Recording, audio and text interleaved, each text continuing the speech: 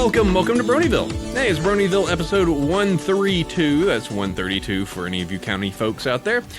Recorded on December 7th, 2013. I'm your host, Apple Cider. Hello, everyone. Hello, Sandy. Howdy, howdy. How you doing today? Pretty good. I understand it's cold in Texas. Just a little bit. I understand. It is currently 26 degrees. Yeah. And that half inch of ice on every surface has not really gone away. Yeah. I am, somebody has been putting around like dirtbag people that live in warmer climate areas and just like, oh God, it's going to be 50 today. Have to put on an extra shirt inside because it's slightly chilly. Everyone else is just going like, yeah, it's going to be 14 below. Thanks. I'm pretty sure in Minnesota right now, we are expecting a high of 2. So, Yeesh. Suck it up. Oh, God. Pretty much. Yeah, I think we got like 7 or 8 inches of snow, so it's cold out there. We didn't get much ice, so I was thankful for that. Yep. Yeah, where are you? I'm in Ohio. Oh, yeah, okay, so same boat, yeah. Yep. Hey, and our guest this week is Heather and Ted from the IDW comics. Hello. Hello! Good to have you both on again. I'm Heather Breckel, by the way, not Heather Newford. Oh, wait, we got the wrong one! All right, Okay, we'll just go with it. Just go with it, Ted, all right? yeah, and I'm Ted Anderson, not to be confused with Rob Anderson, who wrote the Spike Micro. Okay. I think there was actually no relation. There was We some don't have to confusion. blame you for the Spike Micro. I thought it was okay. I liked it. IDW apparently really likes hiring a bunch of people with similar names. Yeah, with 2 Heathers, 2 Randersons. We got some other connections here and there. It's a lot of us. Yeah, well, you worked with Heather Newfer on the Dash, the pirate one. So, Mm-hmm. Yeah, I worked it's with Heather her, Newfer and Heather Breckel. that and the Night Narity arc. Mm-hmm. Which was good shit. Must make Secret Santa kind of difficult. Heather, oh crud. Anderson, oh come on! You couldn't even choose first name or last name. No, the Andersons will just give stuff to each other. It works out Oh, perfect. okay. So that makes it doesn't make it too secret, but okay. No. All right, the Heathers will get gifts for each other. We'll just get the What's movie that? Heathers. I was about to say, the movie Heathers. Yeah, it's perfect. Yeah. So we have you two on. We've been chatty earlier about a lot of geeky things, but we do have you on to talk ponies and also comics and I don't know, whatever you want to talk about. We got something that aired today we can talk about that's geeky too, so whatever. Oh, yeah. Yep. So good to have you both on. As usual, there's 2 questions we need to check in on with you. Very important. As said, the show will melt down and will not be able to continue if we do not answer these. So first off, we'll start with Heather. I need to check in on your favorite character and favorite episode. Rainbow Dash, and I have a few favorite episodes right now. I really like Sonic Ramboom, Suited for Success, and Sleepless in Ponyville. So if you had to flip 3 coins, what would it be? I think I'm still leaning towards Suited for Success because Okay. I sympathize so much with Verity in that episode. Mm-hmm. A lot of creative types do. It's so much of the like, hey, so what you did was good, but Just make it make it better. yeah. 20%. That's pretty much it. It feels terrible whenever I actually think I'm doing that, where it's just like, I've commissioned something, this is kind of what I want, and then just go, no, make it better. How? I don't know, just make it look better. Yeah, I've seriously had someone say like that very thing before. Just could you make this a little nicer? Or, I think like the worst I think was like they were like make it gritty, and I was like, well, I mean you gotta give me an example. Make it more intensity, you know? Just make it George R.R. Martin, just red gala all over the. Kill everyone. We used to color red more. could you just paint bucket red the entire page? Have you ever had one of the unfortunate situations where someone gives you like a commission idea and you're just like, so you want a character that is black and all black with a black background and nighttime at a cemetery? Like well, I haven't got anything that bad. I mean, usually most of my commissions I get from furries, so they're always like, this character has like 10 legs and wings and an angel halo and also double wings and angel wings. And a unicorn horn. Sounds far too familiar. 10 different color hair, sunglasses, and like 20 piercings on each ear. So that's the kind of commissions I get. That is your own personal hell. Just like, all right, here's this character sheet. You drew this on the back of a piece of paper, and this is a napkin, and well, they don't even give me a reference. Usually, it's like a text description, so I see like 5 paragraphs, and it's like after a while, I just said, no text descriptions. If you have no reference images, I am not interested in this shit. Oh yeah, I had a friend that someone was trying to commission him once, and they were like, to really understand my character, here's this fiction I read about it. Like, no. Like, I don't care about the character. I care about the design. But you got to understand how he looks and why he looks that way. Grr. Why he's so angsty? Why so gritty? He has to understand his pain. People really like to tell me exactly about their character, like all their thoughts and feelings. They're like, well, they're really depressed and they really like to listen to Linkin Park, and they're all the kids at school just don't understand them. And I'm like, oh. Yeah. So, commissions, how crazy you can be. Ted, what about you? Favorite character, favorite episode? This is probably never going to change. It's always going to be Rarity and Suitor for Success. I think I feel kind of almost boring that I never changed this, but honestly, Rarity is just, she has the most sort of interesting combination of virtues and characteristics, and that one episode is, the thing about it is it's so simple and it's so tightly focused and it doesn't have any, meanderings or side stories or anything. It's just very simply about this problem and how she handles it. And it's I don't know, man. Like, nothing else has quite hit that exact right note for me. I mean, don't get me wrong, there have been other great episodes. I'm a big fan of the humor in Hearts and Hooves Day. Like, that's a straight up great one. But I don't know. I don't know if anything's ever going to top Suitor for Success for me. Well, you can keep a favorite. There's no. Yeah, that's true. I feel like I'm rooted in the past, man. I'm digging on my nostalgia too much. Nah, don't worry. I mean, we still make fun of Sandy for being a turncoat, being the hardest Dash supporter in the world, which I do have to check in. Sandy, are we still on Rarity? Yes. Okay. All right. I love how that sounded. Just not the same.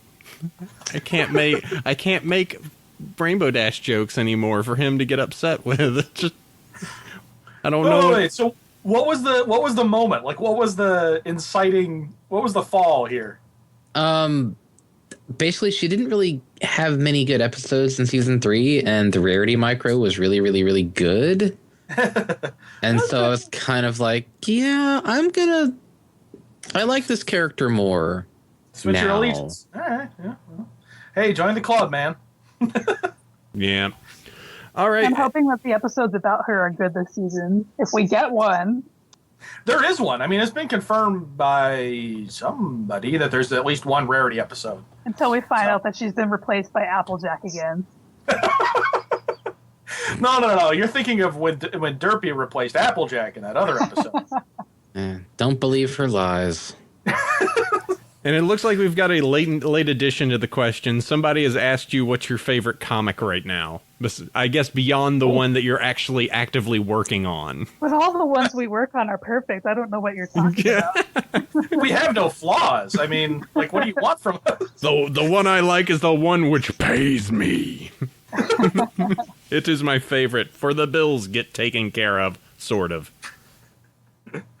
Heather, you want to go first? I'm okay. gonna think. Well, my two favorites right now are Saga and Attack on Titan. Mm-hmm. Mm. So a lot of darkness and death. I was about to say, so horrific monsters and space traveling weirdness and okay. And death. That's And death, always yeah. cool. More death. Lots of death. So this is why you're into the Game of Thrones. That makes sense. All right. Like if a lot of people die, I probably like it. I don't know why. Saves my bloodlust. I'm trying to think. I actually don't buy very many comics in issue form right now. Like I buy the Pony comics, of course. Then I get Powerpuff Girls, Samurai Jack, and Regular Show, and that's kind of about it. I have been reading. Oh, okay. Here's a going for you. I'm finally getting around to reading Full Metal Alchemist, like a good Yay. 13 years after it originally came out. Better I'm late enjoying than it never. Yeah, hey, I'm enjoying it quite a bit. There's some good stuff to it. It's I see why people liked it, and I kind of didn't give it a fair shot at first. I was like, wow, this is the archetypal shonen action story. We've got the protagonists with their dark past. We've got this extremely specific and well thought out magic system that's going to be referenced in every fight scene. But they use it interestingly. It's well done. So I like the first few volumes were kind of It's like, I mean, I felt like the anime did like the first part better, but then the manga gets really awesome.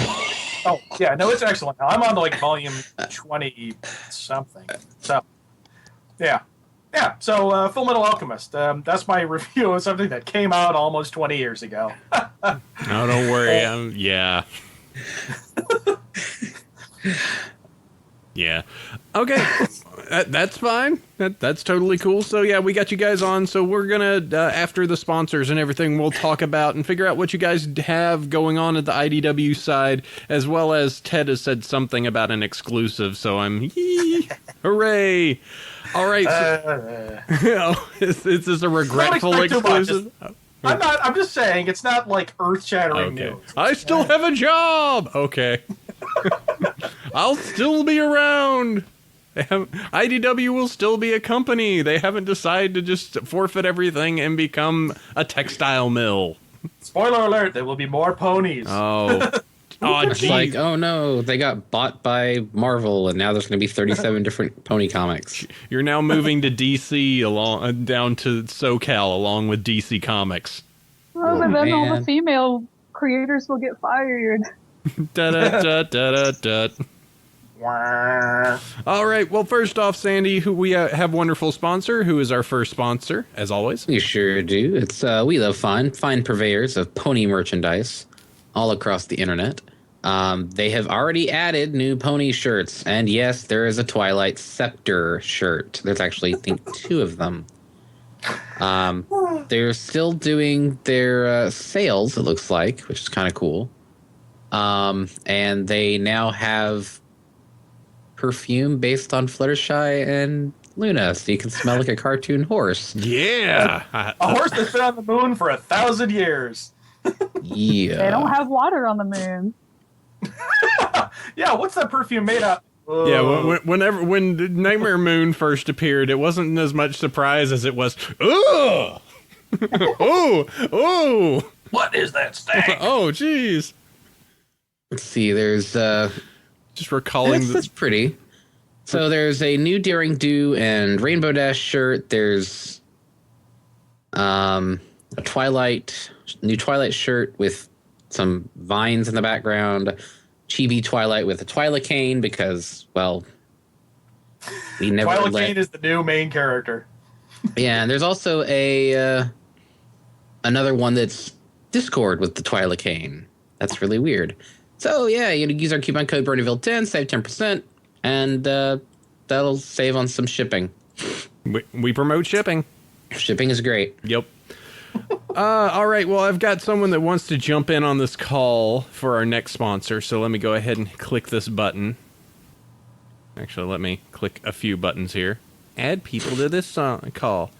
Sonia Lynn wants to join this call. Add Sonia. Do. Sonia. Hey, Cider, how's it going? Hey, how you doing, Sonia? I'm doing all right, Sandy. How about yourself? This is AC. Howdy. It's crazy. It's real time. And I wish I could actually be interacting with the guests too, but I'm greedy. I know. We're here.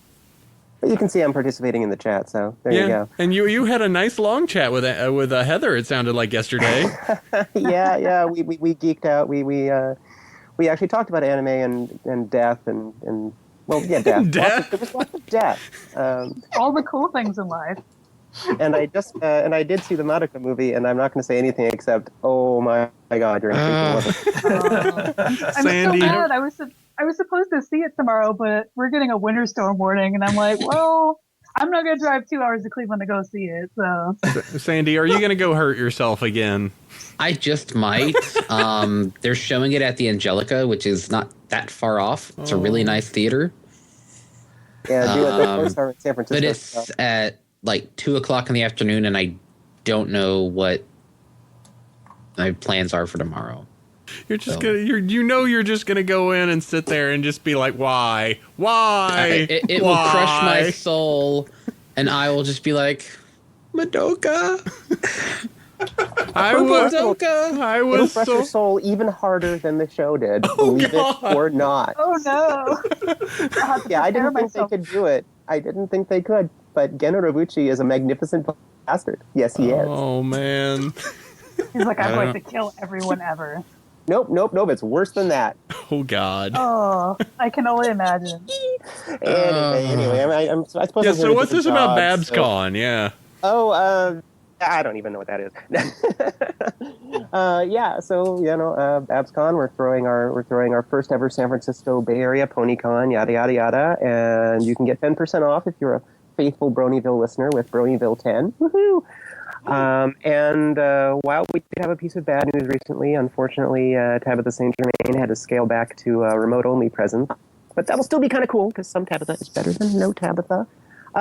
We did manage to diffuse that, I think, a little bit by announcing this girl that, she's up and coming. Folks are starting to hear about her. She's just making her return to the pony circuit, and that's Tara Strong, man. Oh my God. I could not believe it. I was just like, really? Wow.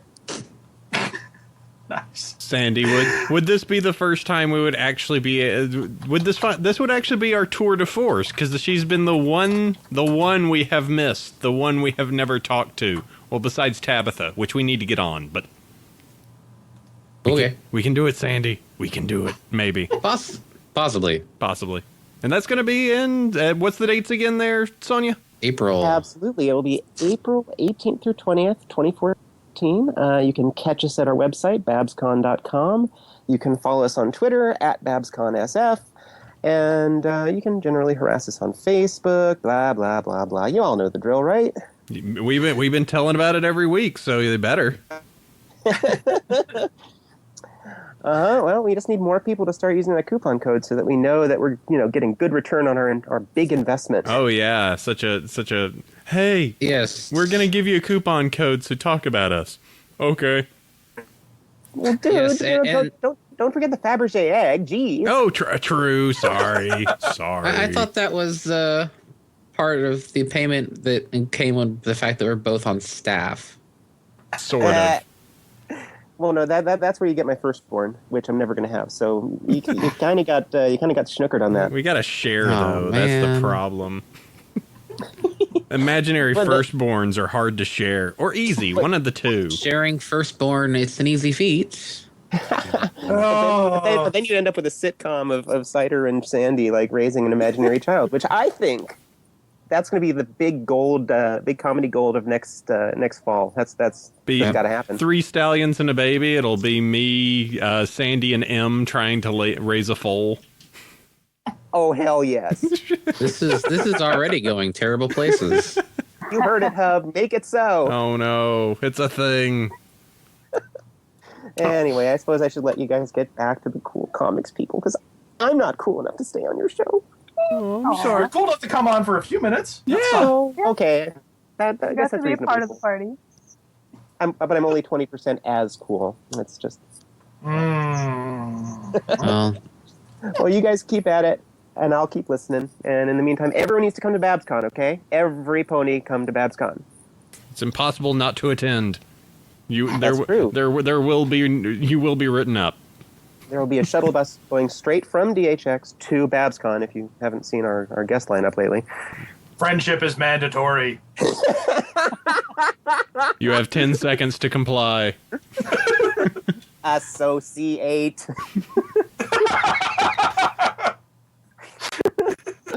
All right. Back to comics. All right. Thanks for having coming on, Sonia. Bye, you guys. Bye. Have a great chat. Bye. All right, I have one more sponsor I wanted to add in super fast there, Sandy. It's the fact that we are coming to the end of the year.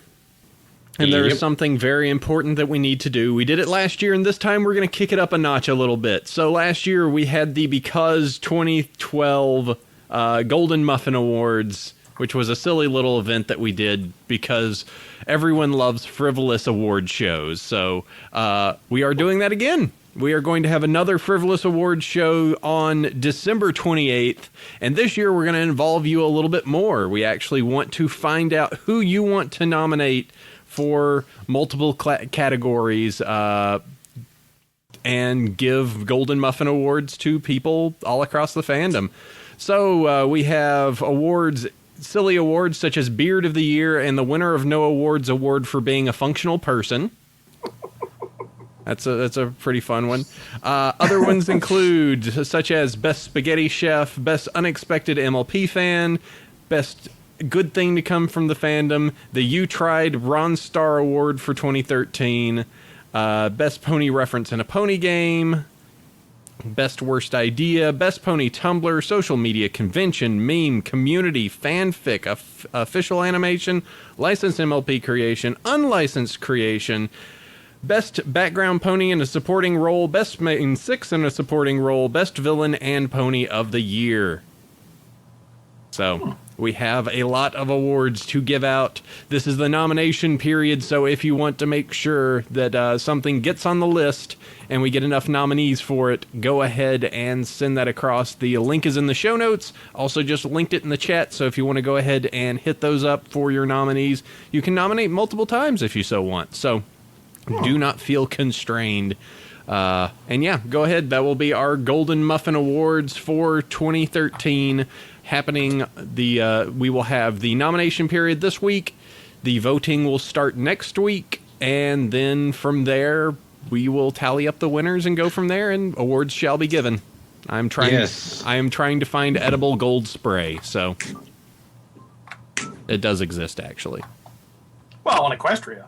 Yeah, definitely. There was the whole episode. Yep. All right. You know what I'm talking about. Yeah, there's a thing, I guess. Yeah. Hey, so how's things over at IDW? I don't know. Like, I pay I don't attention. go there. Yeah. Hey, man, I'm in Minnesota. Yeah, they're all the way in LA. Oh, Yeah. Jeez. They're somewhere in California. so special. Oh, hey, San Francisco, somewhere around there. Yeah. Yeah. I mean, as far as I know, they might just be, fake, fake spam bots that keep sending me stuff. Who knows? Just send us paychecks. Yeah. Seriously, folks. But no, as far as I know, I mean, everything is going strong as can be. The Friends Forever Alliance has been announced. I know solicits have been published up to issue, I want to say 16 of the main series. Yeah, no, it's all, as far as I know, everything's all still happening. I think Bobby's still alive after being crushed by a mountain of, Brony love and everything. But yeah. Yeah, I heard from him yesterday. He's alive. No, okay, yeah, okay, good, that's cool.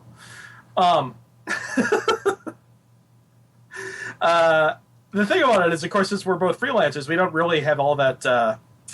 We kind of get information as we need to. We kind of hear about things as they pertain to us, as they pertain to what we're working on. So we can't really, we can't give that many scoops or inside stories or anything. But yeah, I don't know.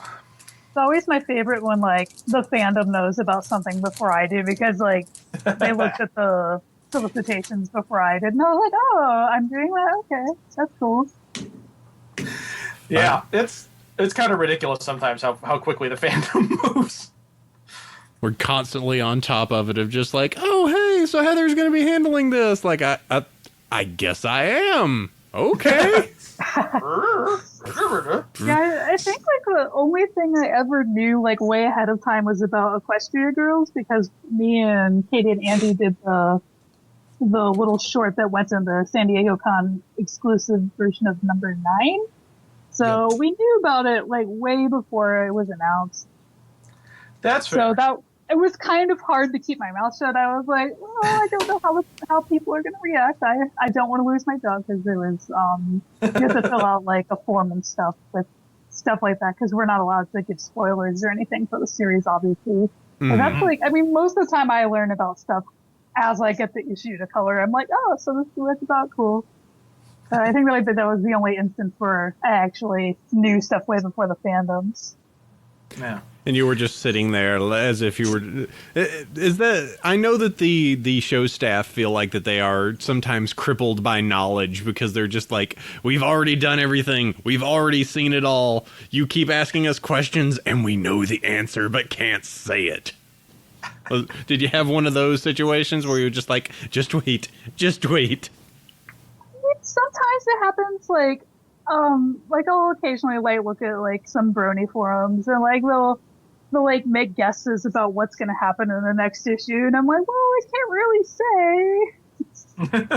You're wrong, but we can't say why. No, not even. I mean, that's always fun. Like you'll see like all the fan predictions, but it's really fun when it's like when people actually guess right. That's also really funny when everyone's totally off the mark because then you're like, ha ha ha ha, ha you're wrong. You didn't see that twist. You know nothing. Yeah, I had a similar experience. I actually got to watch Equestria Girls about a month early because I was doing the annual, and they gave me a digital copy of it, which is still sitting on my hard drive. It's kind of great to have it. But yeah, I couldn't say anything either. It was, I'm tightly under wraps and so forth. Yeah, but it kind of makes you feel special, but at the same time, you're like, I want to let people know. I want to share the love, share the Brony, whatchamacallit, love and magic and tolerance and friendship and all that nonsense. That stuff. Yeah, that stuff.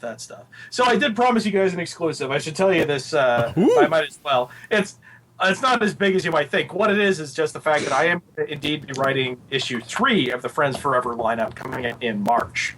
So, I know that I think the solicitation is good for that is going to come out either this coming week or the week after. Okay. So it's not a huge exclusive. It's not, don't put up the Drudge sirens or anything. But, yeah, it's going to be, it's written by me. It's illustrated by, oh God, I'm going to mispronounce this. Agnes Garbowska? Garabowska? No, Garabowska. If I mispronounce that and you're listening, so sorry. But she did the art for the Spike Micro, and looked fantastic. And she's been sending me pages, and it also looks fantastic. I'm really excited. It's gonna be fun. It's gonna be a lot of fun. Did you see her stuff at New York? Like she had her pages out for I think like the Spike Micro. I'm not sure if I did. Yeah, we were talking before the show, and there was basically a whole row of the pony people in Artist's Alley, starting with Andy and Katie, and kind of going on down the line. I don't know if I did see Agnes's stuff. I might have passed by it. I think she was next to Amy Meberson. Like she was like right by her, I think. And the really cool thing about her pages was it looks like she uses like marker or watercolor or something to like shade all her pages, and then she like goes in and like puts the colors on top digitally. So I thought that was really cool. I was wondering about that. I was going to ask. I wasn't sure if you were if you did the coloring on that issue or not, because I thought the coloring looked. Oh. Well, I mean, your coloring was fantastic too. I mean, it was different from what I was used to. Watch yourself, Ted. My grade here. Yeah, watch yourself, Ted. But no, I mean, I really enjoyed the Spike Micro. I love that art a lot, and yeah, I'm looking forward to having her do the art for this. So I can probably tell you the pairing as well. I was actually really proud of this when I was reading, I think, the Equestria Daily post about the fact that there's this Friends Forever thing, and everyone was commenting like, oh man, I hope they do these two characters, and these two characters, and these two characters. And I don't think anyone actually guessed the pair that I was going to do. My issue is going to be about Spike and Celestia. Huh. Ooh. Yeah, I want to say, I think I had this one in my back pocket for a while. When Bobby first told me that they were going to be switching to the Friends Forever thing, I literally wrote down the name of every speaking character that I could think of and put them in a hat and pulled them out two at a time. But I may have had Spike and Celestia just sitting around. I honestly can't remember.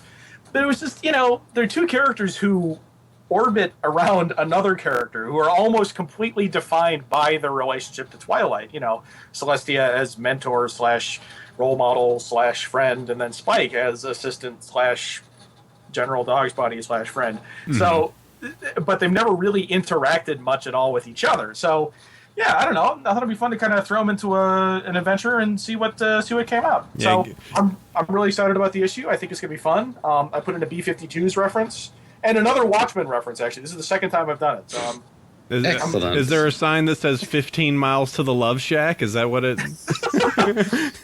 It's as big as a whale and it's about to set sail. There you go.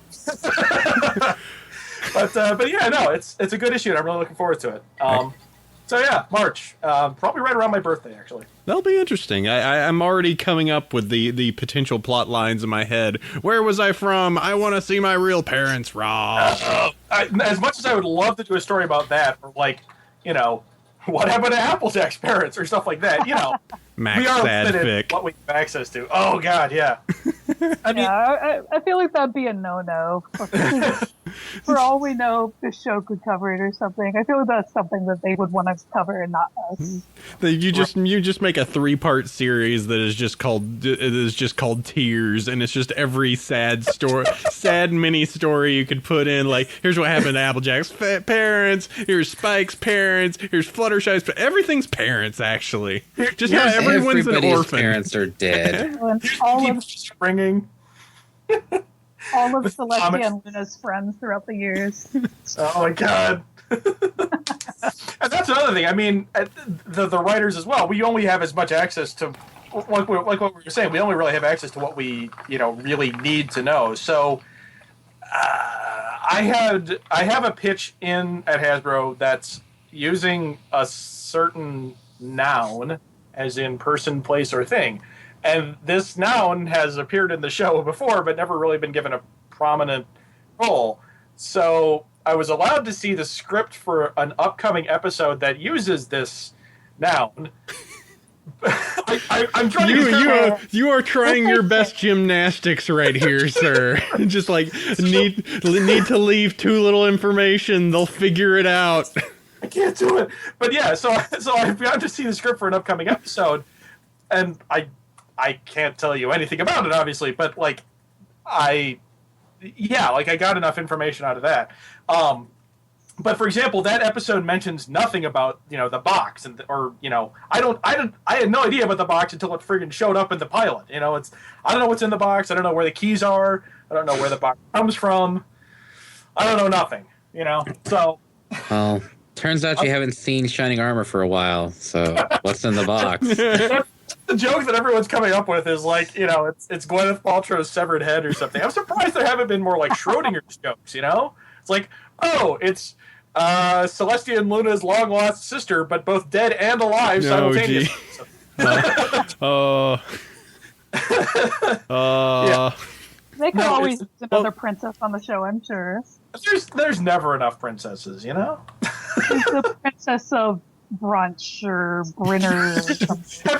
So have we decided what Twilight is the princess of? Has that been given? Just magic there, done. All right, yes, yeah. They're just giving out princesses now. It was just we got the sun and the moon. Those are really important. Love? Wait, love? Oh, all right, magic, whatever, fine. Gonna have the alicorn of taxes there, fine, whatever. And you get a princess, and you get a prince. All right. You just find out that they're just everyone thinks that hallway is a special thing, and it's just so you did really well on my 1040s this week, so this year, so yeah, you're an alicorn now. Congrats, you're doing everyone's taxes from now on. Oh, well, that would be terrible. Isn't it one of the chapter books by G.M. Barrow? Doesn't that give Luna or Cadence's backstory? I think. Yeah. The Twilight Sparkle and the Crystal Heart spell. Right. She did her thing and got her level up. Okay. She But, got her raid gear and, you know. A purple drop or whatever. Yeah. I haven't played WoW in years. I don't know. If She's that's specialized into alicorn specialization. it's a prestige class, you know. Oh no, she's a hero class, whatever Death Knights are called. You know, so this is one of those you have to reach max level, and then you have, you know, just buy the next. They all just need to buy the next expansion, and then that opens No. up. You gotta go with the D&D metaphor here. So it's like a thing where you have to find a trainer and you have to fulfill certain class roles. So she has to have like 12 ranks in being thrown and 12 ranks in love or something. I don't even know anymore. Well, if we go by WoW, you already have to have a level 70 pony in order to roll an alicorn that'll start at level 55 in the alicorn starting zone. Well, you could go with the Final Fantasy online versions where it's like, and now you start brand new. We don't care. You got the level 30 here. Now start from the beginning again because you love doing all that beginning stuff for hours and over. Go be a dragoon. Hee hee hee. Oh boy. Go kill 500 boars. Yeah, go murder every single slug you see for the next 15 hours. I don't like this. Go get thrown a dozen times. I don't like to harping on the being thrown joke, but it's frankly, it's, you know, one of the most memorable things she's done in the show. So yeah. Yep.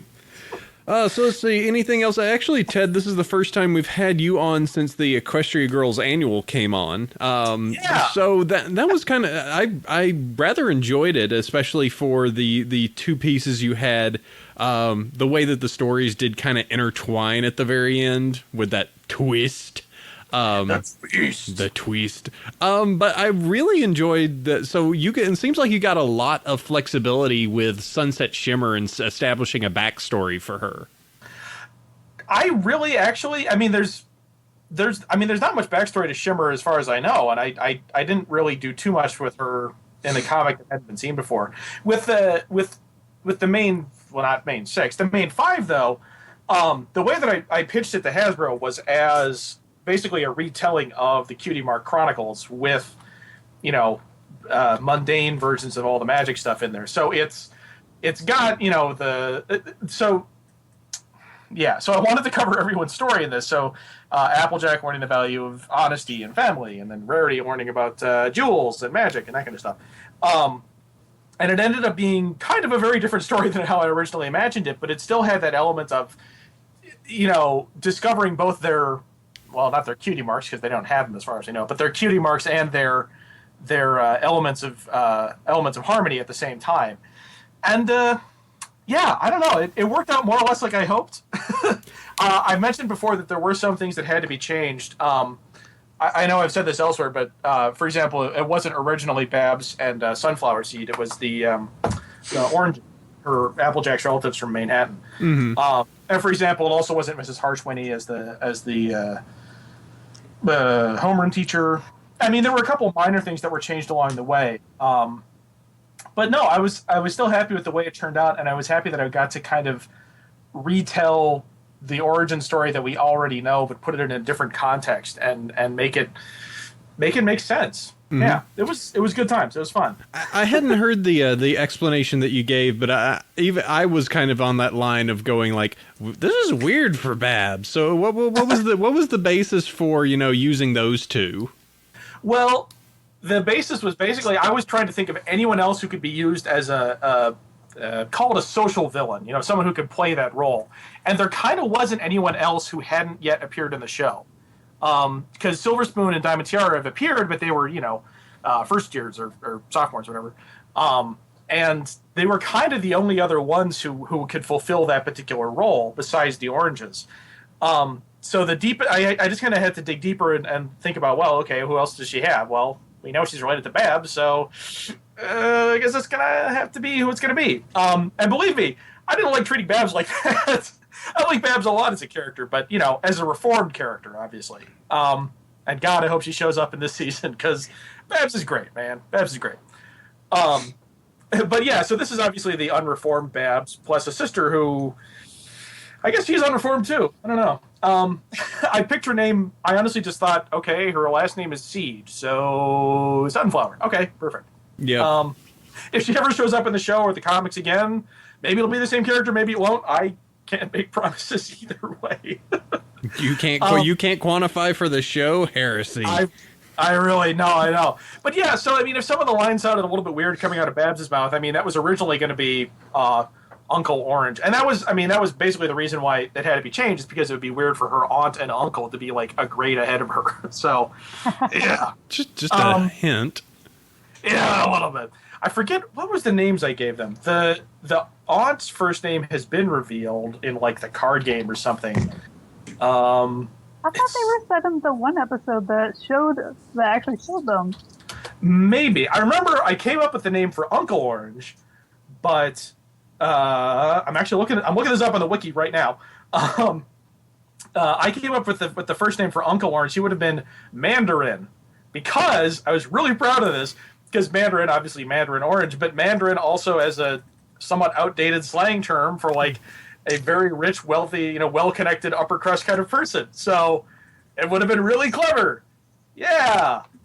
Except I didn't get to do it. So. Yeah. Did they give some explanation of why they decided to move away from? Well, like I said, it was basically the aunt and uncle thing. And really, I only thought about this too late. I could have made it they were her cousins, and that would have made so much more sense. But no way. Oh, actually, I had it backwards. Apparently, her aunt was going to be Mandarin, and her uncle, his name, according to some of the mystery packs, is Mosley Orange. Which is kind of it's a type of orange. Yeah, I guess sure. so. Yeah, so It's better than calling him Blood Orange. That would be. That would have been great. He would have been a badass. Yeah, Colonel Blood Orange. Oh man, I have suddenly got the best idea. Oh no! Comics family history. He's like a general in their version of the Civil War. Oh boy, comics are being made. You're watching it now, folks. History is happening. Yeah, we get to go into the dark Civil War backstory of Equestria. Colonel Blood Orange. Friendship is witchcraft was true. But yeah, so I didn't get to use them, unfortunately. And I would have, their homeroom teacher would have been, first it was Zecora, and then it was the mayor.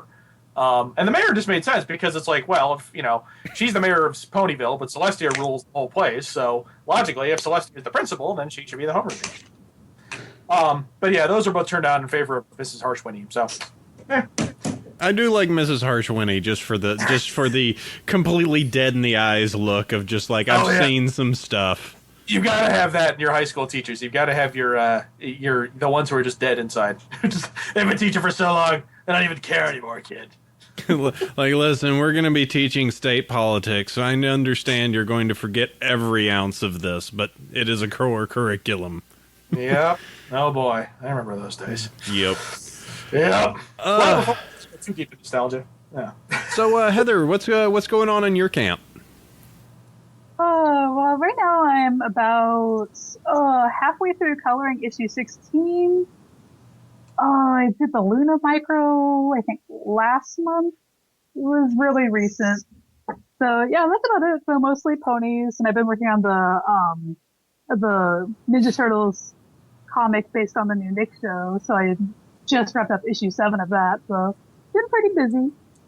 Okay, I'm just rolling through those. I know that there's certainly going to be a large number that will jump onto that Luna thing. I'm not sure, but I've heard a little bit that Luna's popular with some people, so. I'm sure a few people like her. I mean, she's pretty cool. Yeah. She's only appeared in a couple episodes, though. I don't understand how she's got such a large following. Yeah, I don't get it either. She's all right. I'm trying to summon Greater Tetra. Where'd he go? Heather, are you what's the name of the Nick-based Teenage Mutant Ninja Turtles as opposed to the not Nick-based? What are the two series basically? Well, there's the main ongoing, which is just Teenage Mutant Ninja Turtles and like Eastern Layers or something, and the one I'm on is just called the Animated Adventures, like Ninja Turtles Animated Adventures, and that's pretty much it. It's like one's like it's kind of like the pony comic, as in it goes along with the show. It's like we don't really like do anything to contradict the show. It's like right now there's only like one season. Well, they just started season 2 of the show, so we can't really go too crazy with that. So yeah, we haven't gotten to do very much with it yet since it's just starting out. I'm hoping that we get to do like some ongoings, like actual like stories and stuff like like we do with the Pony comic. I really like how we've been doing the 2-issue arcs lately. It's like I feel like 4-issue arcs we lose a little steam, but when there's like 2-issue arcs, it's more easy to like make more fun like stories that are more similar to the show. Yeah, something a little more down to earth, as it were, down to Equestria, I guess. Yeah, I mean, we can't have like a big epic like battle and adventure for every single arc. So I've been glad that we've been like jumping around with the format we've been doing. Yeah, and the pirates. Yar. Yeah, the pirates were really fun. I was super excited that we had One Piece cameos. That's right, I forgot about that. I thought I actually really enjoyed how Dash was just 100% into being a pirate. Just everyone else is just being all reasonable, of just like, all right, guys, well, we should probably go into town and try and find out what we can about Dash. Is just like, all right, be going down there. I'll find the closest tavern and have me a ways with the people. Just like, all right, whatever. Deep into the pirate shenanigans. I've been playing Assassin's Creed Black Flag, actually, so this works out perfectly. I'm imagining myself as a pony on the high seas. Oh man, well the first pirate issue actually had one of my favorite scenes ever to color, which was the big dramatic fight scene with Dash. I was like, oh, this is so much fun to color, because I love like coloring fight scenes, because for one, it's like they're more dynamic and you can do more fun things with like the shading and stuff. But for another, there's not really backgrounds because of speed lines and splash panels and stuff, so that's always fun. Have you I'm kind of curious, are you interested, would you want to color an issue that was mostly like horror? Because I'm remembering the sequences from like the very first arc with the Changeling Queen, and I'm like, I remember how you had those great panels where there's really deep shadows on the faces and stuff like that. I'm kind of wondering, would you be interested? Like, would you want to have that responsibility of coloring like a horror? Oh, yeah. Yeah, definitely. Like, I mean, if you look at a lot of like my personal work, most of my stuff's pretty dark, and I do like a lot of like contrasty shadows and stuff, and use a lot of red. So I really enjoy doing like the 3rd issue of MLP where we show like Chrysalis and the changelings attacking the citizens of WW Land. Like, I love doing like that red sky and the dynamic lighting. So I think it'd be really cool to do like a straight up like horror comic. What was it? The blanks? The story of the blanks? No, boy. Yeah. Oh no! Don't give him that. Don't give him that idea. Right apple bloom. No. You would certainly have some people. You would certainly have some people who would be all over that, and I'm not entirely sure that's the best. Okay. Well, tell you what. On the brief segue from Rainbow Dash, we have a Rainbow Dash episode we can talk about later. So yes, indeed. Spoiler shields up when we get to that, but first we got some news, and our news ponies have been hard at work. So let's go ahead and move over to that. Oh wow, there's so much of it. You guys have been hard at work. Yup. All right, so let's see what we got. Let's go through these. First, Fandom Fire status is fanfiction destroyed. I guess. I don't know.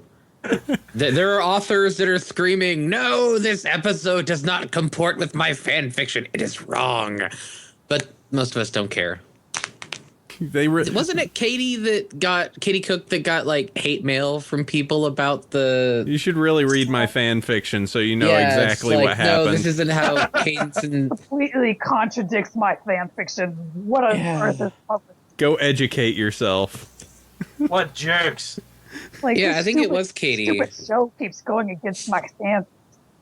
It was Katie and her Shining and Cadence 2-parter. So yeah, hate mail. She did like a mini comic of that on Twitter. Yes. I find myself having a real trouble wrapping my head around that idea that somehow I mean, okay, I have no room to talk because I'm basically writing fanfic too, but it's slightly different because I'm getting paid for it. But it's just. Oh, so you're being all like, I get paid for my I'm fanfic. better than you. No, I'm not. Your fanfics are approved by Hasbro. There we go. But I mean, we're still. I just like that I'm basically kind of getting to dip my toes into this universe and kind of play around with the weirdness of it. And frankly, anything that adds to the universe, even in a way that contradicts what I already knew, in quotes, I'm all for that. I like that. I like that they confirm things that I thought should happen, and that they completely mess with what I didn't expect to happen. And there's been a point where like I had my headcanon confirmed that I was so proud of myself. I always suspected that Rarity came from like a less than upper class family and was maybe from not so awesome origins, because there's that line at the gala where she says they'll see I'm just as regal at the gala, and I was thinking, oh well, what if she comes from sort of a white trash family, the white trash pony equivalent of that? And then guess what? That's what it was. And so I got to do a little happy dance when that happened. But I mean, I kind of find it hard to understand. Like, you get more pony, man. One way or another, it's more pony. Yeah. So. Oh, go ahead. Oh yeah, I was gonna say like I mean one thing that really bothers me is sometimes I'll see people say like the whole reason I don't read the comic is it's not canon. And that really makes me mad. It's like, so you're cool with fanfics and stuff, but you won't give our comic a chance because you think that we're not part of the canon or anything. So I thought that was always really silly. Yeah. Meanwhile, Fallout Equestria totally happened. That's how many pages now? Like 20,000? And how many different books? Who knows? Oh, no, God. it's the original, I believe, is over 400,000 words. Oh, God. It's ridiculous. It is. I told that to another writer, and he was like, my stories aren't even a quarter of that. And I'm like, yeah, I know. And this is about a My Little Pony Fallout crossover. Ah. Every now and then I just think about that combination. I'm like, how is that the single most popular fanfic? I don't know. It just makes no sense. I'm not even hating on the idea that much. I think it's hilarious. Yeah. The one combination, I still haven't read any of these because I kind of can't, but the one combination I think actually really does work well with the Pony universe is the Assassin's Creed crossover, where it's, Rainbow Dash is living out the memories of her genetic ancestor Firefly. And like, that makes perfect sense. Because there's always been these different generations of ponies that have nothing to do with each other. And she is totally based on that character. So that would be a great story.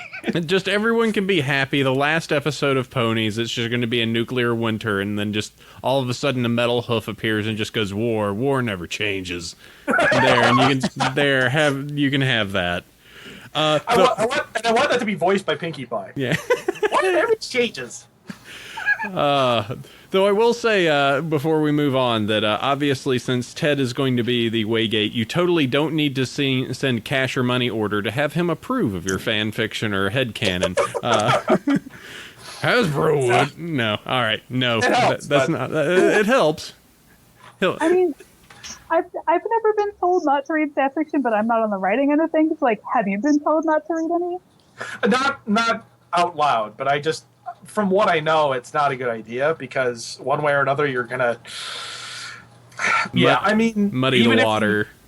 It's a thing where I've read enough things by other authors to say that they really can't read their own fanfics, and it's just not a good thing to get into, and I just don't want to even get into that problem. And besides, to be honest, it's kind of not my thing. I'm not that into reading fanfic, despite the fact that I write it. I mean, I'm a very complex individual. I know, and I am full of contradictions. Thank you for informing us that, Ted, that you're a very complex individual. Well, I want to make sure you're all aware. Oh, okay. But yeah, I'm quite complex, I'll have you know. pretty much. But yeah, it's not quite my thing. I don't know. I'd rather kind of have it straight from the horse's mouth. News.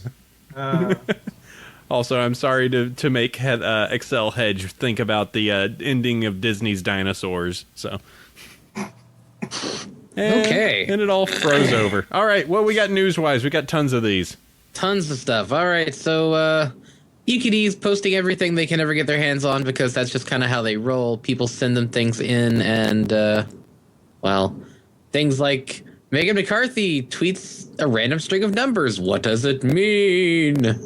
Well, it probably means the episodes that she had a direct hand in, or maybe these are episodes that relate to the keys or the box.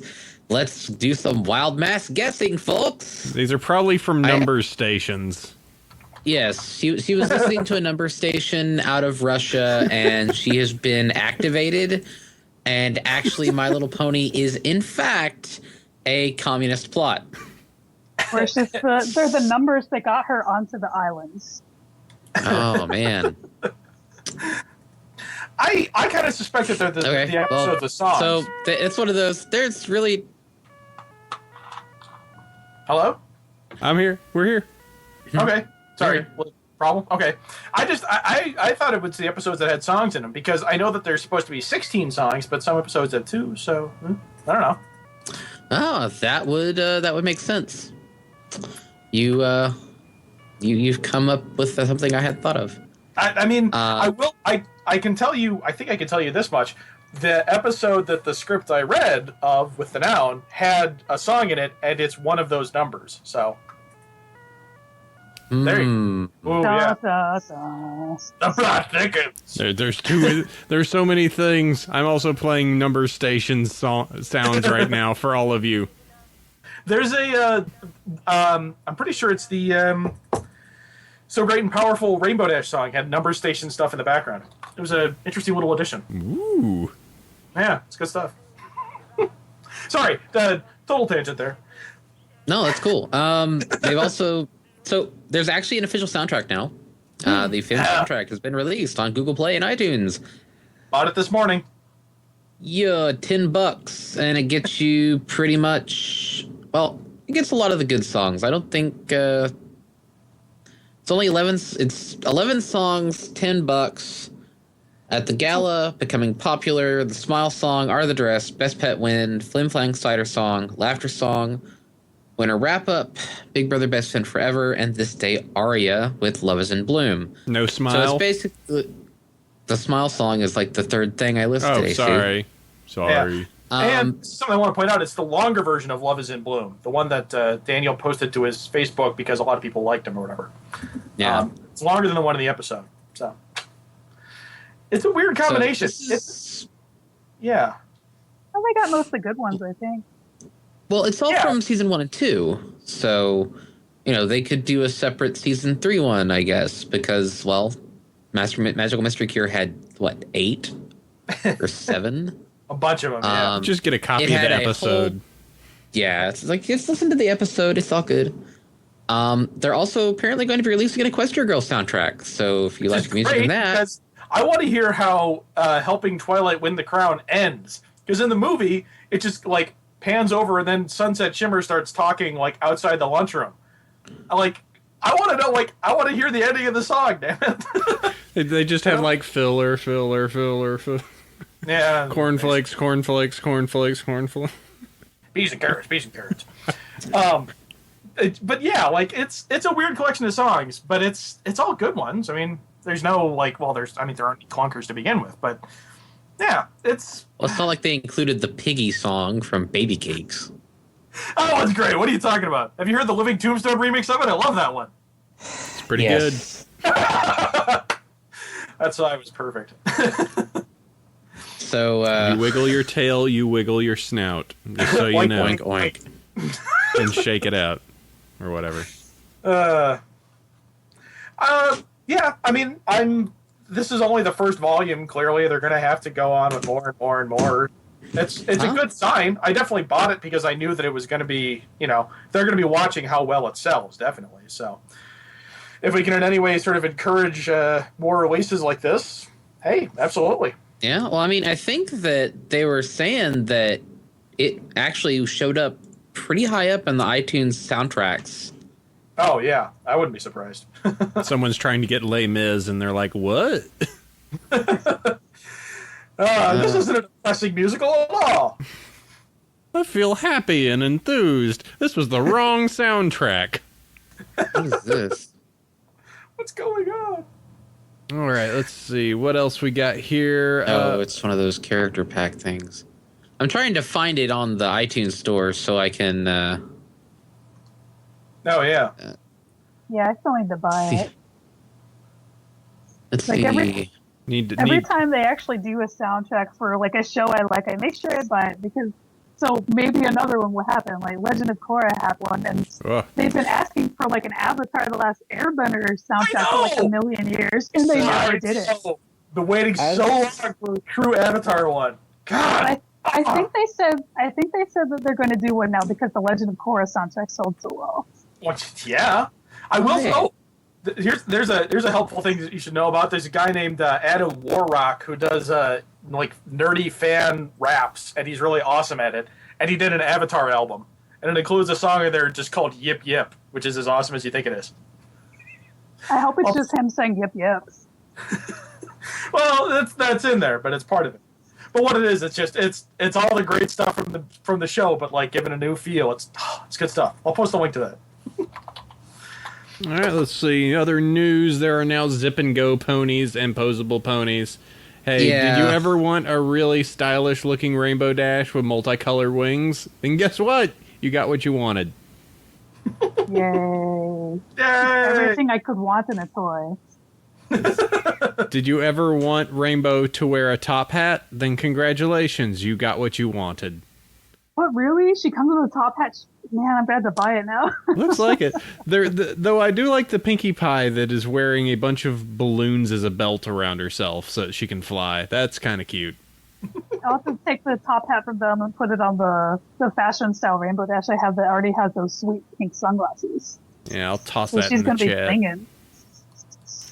So, winter swag, yo. there you go. More stuff. Then they got random stuff like, all right, the CCG is going to Germany and Austria because, well, why wouldn't they? We are actually the launch event is supposed to be this weekend. Well, it is this weekend for most of the places, but here in Texas, because of ice, the venue did not get their supplies, and they're like, yeah, the roads are awful, and we're not going to host this. You guys we'll do it next week. Which is great because I'm one of the people supposed to be organizing it or coordinating it, volunteering, helping out, whatever. And, I didn't want to drive from Carrollton to Euless on icy roads. That's like a good 30 minutes on a good day. That's always fun. I love driving when there's so much snow and ice all over the ground. I can't even see the interstate. That's always pretty great. Yeah. So I am A-okay with it not happening this week. And you got to be here with me, with our wonderful guest today, Sandy. Yes. That was the also good thing. But the fact that it's been relocated to next week means that I probably won't be able to do it now because I have other things going on. We'll figure it out. Oh, well. Let's see. Other thing, Nurse Red Heart reboot for the Bronies for Good Folks. They need your blood. Donating blood is a good thing, folks. I'm going in to give platelets on Monday. I do it constantly. It's good stuff. Brony, Thank You Fund reached a sponsorship goal. Let's see what this is about. They've crossed 50,000 for a scholarship. Yay! Woo! Let's see. They're the Derpy Who's animation scholarship. It's now 50K. So if you want to go to that school and have ponies help out, I guess you can. Let's see. Funko is making some papercraft. Yep. Box-headed little ponies. Yeah. Get your boxy pony on. Means when I make them, they'll look really bad because I'm terrible with that kind of thing. Really? Yeah, I hate doing papercraft. It's like every time I do, it's like I apparently can't like fold properly or anything. Like I just got this little model kit of, I think his name is pronounced Evaldo, the legendary from Pokemon Y. And there was like this sticker that you're supposed to wrap around his feet. And it's supposed to make like part of the foot red. And it's like, I just couldn't do it. So I just threw the sticker away. I was like, well, he'll just have gray feet. No one will care. Yeah. Let's see, what else? What is this? I'm trying to load the Rainbow Falls DVD. I'm having some slowness here.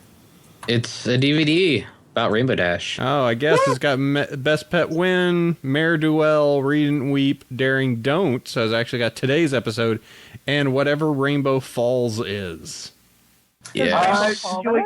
I really hope it's a Gravity Falls crossover. It's the sad that'd be fic, amazing. dash fic we've been waiting for. good. Yes, I know- Rainbow Dash gets struck by lightning and Fluttershy has to save her. Wait, no. Every story has to be sad story. No, whatever. Yeah. or a Gravity Falls works totally well. They end up going to a camp, and I haven't watched enough Gravity Falls to make additional jokes. Maybe Well, wants no. to ride on ponies. From maybe- the really always- kind of half-assed promo image on there, apparently it's a secluded town in the mountains underneath the Rainbow Waterfalls. They have a lot of rainbow things in Equestria. Like they have like the Zap Apples, and they have that, and they have like Rainbow Dash, and They the have Moon. Rainbow Factory. Hey. Oh, wait, they You know- actually do. Never I mind. don't. Yeah, I was gonna say I don't mean the fanfic. Oh, okay. You don't talk about that fic. I just usually I simply use the Rainbow Dash Presents version as my headcanon. That works totally well. Yeah, that Rainbow show Dash is and like the biker gorilla. Yeah. Rainbow Dash Presents is my only exposure to pony fan fiction. Right? I'm like, oh, this is all I need to know. This tells me everything. Such a I shame need. because I found out we had them on last week, and yeah, they're not doing any more of the Rainbow Dash Presents stuff. They're going to do the Equestria Primates play on Equestria Girls, and then they'll see what they do from there. But that was like, aw. So Sadness. someone else has got to carry that mantle. So I will start recording my thoughts on fan fiction and force Tetra to draw stuff for it. So I'm sorry, Tetra. Yeah. Yeah, I just really liked Rainbow Dash's voice on that. Let's see. TV.com nominations for Best Kids Show. This is Shenanigans Ahoy. When script kitties attack. Yes, because My Little Pony Friendship is Magic only has 5.19 million votes, compared to Gravity Falls having 500,000, regular show at 1/3 and it just goes down with Star Wars: The Clone Wars and dead last with 53,000. Ooh, harsh. Aw. So That's yeah, why it got basically TV.com doesn't really have a way for their polls to have any sort of security. So I guess some of us will use that to our darkest ability. Yeah, and it's like if other fandoms wanted to do this, they just need to step it up. Let's have some script kiddie slap fights. We can send that Pinky guy after him. I think we'll do all right. Come on, man. Bring your A game. What was it a few years ago? It was like Time Magazine or something was looking for Person of the Year or whatever, and they not only had script kiddies who gamed the system for something ridiculous, but then like they didn't just put their person at the top. They even made the first letters of the names of everyone spell out a phrase in the like from first place to second to third to fourth, etc.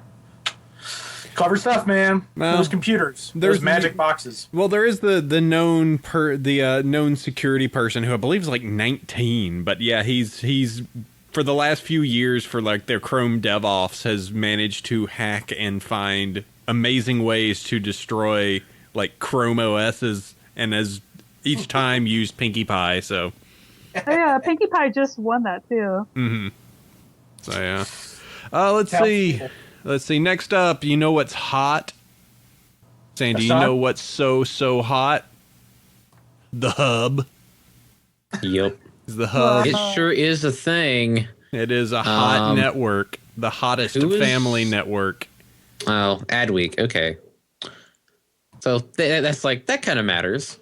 Adweek's important. Ish. Well, you never know. It's like the Hub has awarded themselves hottest family network for the Hub. Wait, what? But Adweek is Hasbro kind of believes that our network is the best. yes.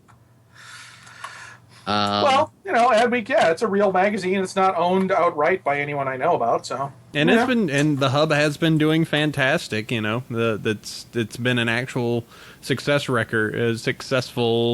channel so far. Mm-hmm. Not in any small part because of bronies, but yeah. I was about to say, I mean, what else is on the hub that gets even vaguely comparable network or ratings to the Saturday night movies. They play Animaniacs and Tiny Toons. I mean, that's pretty cool. That's right. Yeah, the Batman series. Yeah, they play that one. Wait, which one? The original animated series or the Batman? The animated series. They have they have the '90s Batman and they have Batman Beyond. Ooh. The hub is actually pretty decent. It has the really awful stuff, but it has some pretty good stuff too. So is the hub okay? Is the hub officially the Cartoon Network of old, or is it the Nickelodeon of old? It's kind of like Nickelodeon. It sounds like where it's it's all Nick. stuff that we like. Yeah, kind of like it's like it's stuff that kids, you should watch this because I remember this was good, and then you watch it without the nostalgia goggles on, and you're like, ooh. Depends on the show. I remember watching some episodes of Chip and Dale's Rescue Rangers, and I'm like, oh man, I was a dumb kid. There's a reason I don't have the DVDs of like Tailspin or Darkwing Duck. Hey, Tailspin had some good stuff to it. If you think about it, that was actually a pretty progressive series because you had a business-owning single mother and, this adoptive family. It's a pretty all-inclusive, multicultural family for the 90s. I'm going to take a bet that the Gummy Bears didn't hold up. Probably not. Just going to take a guess. The one Disney cartoon that will always hold up is Gargoyles. Yes! Yes. I think we talked about this last time we were on the show together, but Here we yeah. go. Well, they finally released the last DVD, I think. No! I was just about to say that. The last DVD said, so good. I waited 10 years for this DVD and it's finally here. Oh, Keith David's glorious voice is on our TVs yet again. And he just goes, Anderson. Wait, wrong series. He's still around. Shepard.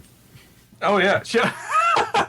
Well, no, he's the general or the... Yeah, he's the general, so he's just like, Shepard, you need to go and do this. I'm Space Jesus, wee! He was pitch black. I think he needs to be on everything. I think he needs to be a character on Pony with that silky smooth voice. Oh my god, he would make the greatest, pony villain or something. He would be... Oh. He'll be a gargoyle. There needs to be actual gargoyles in Pony. You know what? You know what? Oh, uh-oh. I've got ideas. Yeah, you end up finally doing the flashback, and it's the voice of Applejack's dad, and you're just like, all right, cool, yep. Applejack, you and your brother need to go. Perfect. Really, the only member of the family that doesn't have a southern accent.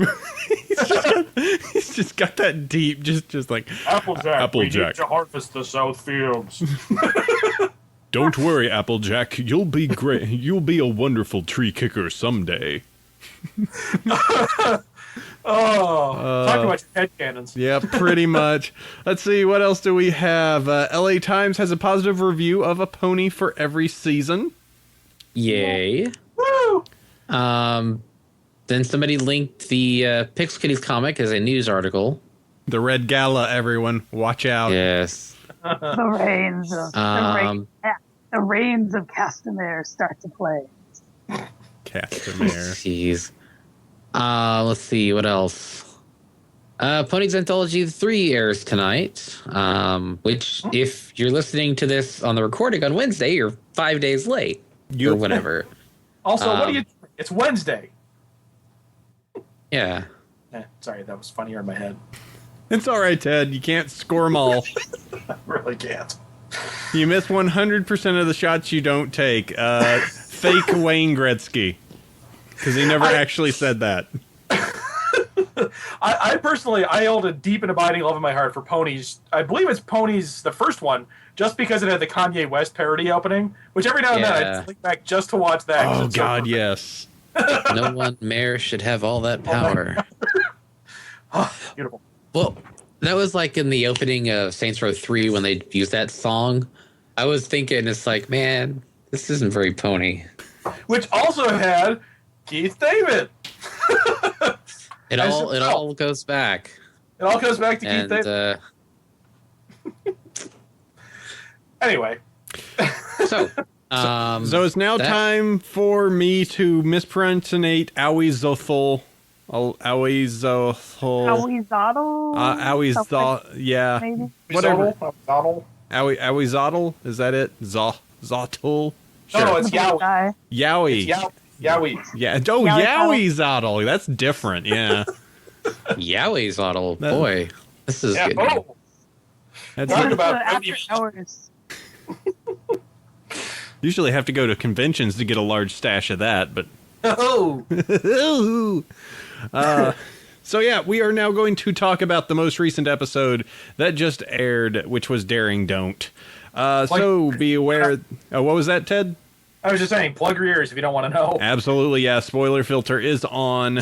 Let's see. So let me go ahead and pull up the FemWiki information on this, so that way we can have all the correct information. So yes, spoiler field is on. If you do not wish to learn about and have every single little nuanced detail of the most recent episode spoiled for you, then I implore you to pause or wait or do whatever you need to. So that way, you don't get spoiled and you enjoy it. If you don't care about spoilers, then listen forward, or if you just want to talk about it. So let's see. Scroll. Slow machine. Daring Don't. Writer Dave Polsky. Original air date was today. That would be December 7th, 2013. It is season episode 4. Overall episode number 69. And let's see. Storyboarded by Sharan Johnson and Andy Bartlett. And featured characters of Daring Do, Owie's that thing, and Dr. Calabaron. Yeah, whatever. I'm going to be bad at words this episode. Calabaron? Calabaron. Cabaron. Cabaleron, actually, I'm guessing, because Caballero is the Dr. Cowboy. well, yeah, it's horseman or whatever, right? I don't know. Yeah, let me... Caballero is a Spanish word for knight or gentleman. There we go. So he's Dr. Knight. Yeah. Well, yeah. I gotta say, I was really expecting him to do the line of, once again we see that there is nothing you can, what is it? Nothing you have which I cannot take away. What's the famous line from Indiana Jones? We had a billion other Indiana Jones references. I was expecting him to at least pull that one off. And she didn't even do the "it belongs in a museum." Oh, I didn't even think of that. Man, perfect. Yeah, that should have been right up there. A lot of missed opportunities. Yeah, they did do. I like the map joke. That was a good joke. I gotta say. That was a good one. But because they missed so many opportunities, worst episode, obviously. No. Harumph. Looking over the credits, I realized Dave Polsky has actually written some of my least favorite episodes. That is true. He did Feeling Pinky Keen, Over a Barrel, Too Many Pinky Pies. None of those are really all that great in my book. But I don't think this was a bad episode at all. I think this was a relatively good episode. That's the surprising part, is I really quite enjoyed it. I thought it was a lot of fun. He's gotten better. Maybe. It was. He also... Sorry. It definitely didn't feel like a Dave Polsky episode. I was surprised. It wasn't as zany as I was expecting. And my favorite part was the whole Twilight and Rainbow arguing about pretty much fan fiction and fandom stuff. Yeah, so let's see. Yeah, but it was pretty good. I was surprised some of the ways that they decided to take it, and as said, fan fiction spoiled forever. So yeah, we can go into it, basics of it. 4 more months. Rainbow Dash is waiting for the next Daring Do book to hit. And the bird gag was really well thought out. I like that. I remember now. I was just thinking about that. I'm like, man, that was a really good joke. That was a good setup. That was a pretty good, we're just going to do this. This seems like something Fluttershy would do. And then just it integrates really well into Dash being over-enthusiastic. Dash, yeah. Yeah. No, that was a really well thought out gag. That was one of my favorites. That was very, very good. So that's the beginning. Let's see, book delayed, so therefore Dash wants to go help out, and everyone follows suit. It's one of those, Dash just kind of drags her friends along.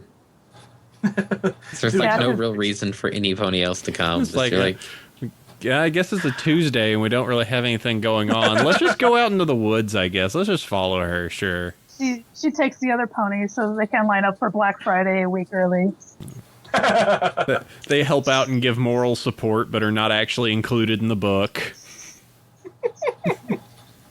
Yeah, everyone else really kind of got screwed over on that. They helped her out with all this crazy stuff. I have to say, I thought the episode was going to go in a slightly different way towards the end, where Daring starts pulling the blocks out of the wall. I thought it was going to be a thing where they were secretly helping her all along, so she wouldn't realize that they were helping her out or something. But no, I like the way that it turned out, where it's there was that exchange towards the end where Daring says, I work alone, and then Dash is like, well, I don't, and that was was kind of how that was kind of the episode in a nutshell. I like that. There was some really good points where I didn't know how they were going to do it. Like originally before the episode, I thought that it was just simply going to be AK Yearling, I believe AK Yearling, just simply writing the story, and then Dash keeps trying to influence it, but then they do the big thing of no, she's actually Daring Do. It's like, oh. And these adventures are really happening, which I gotta say, I'm a little less happy with that development. I would have liked it more if it was no, there really isn't a real Daring Do, because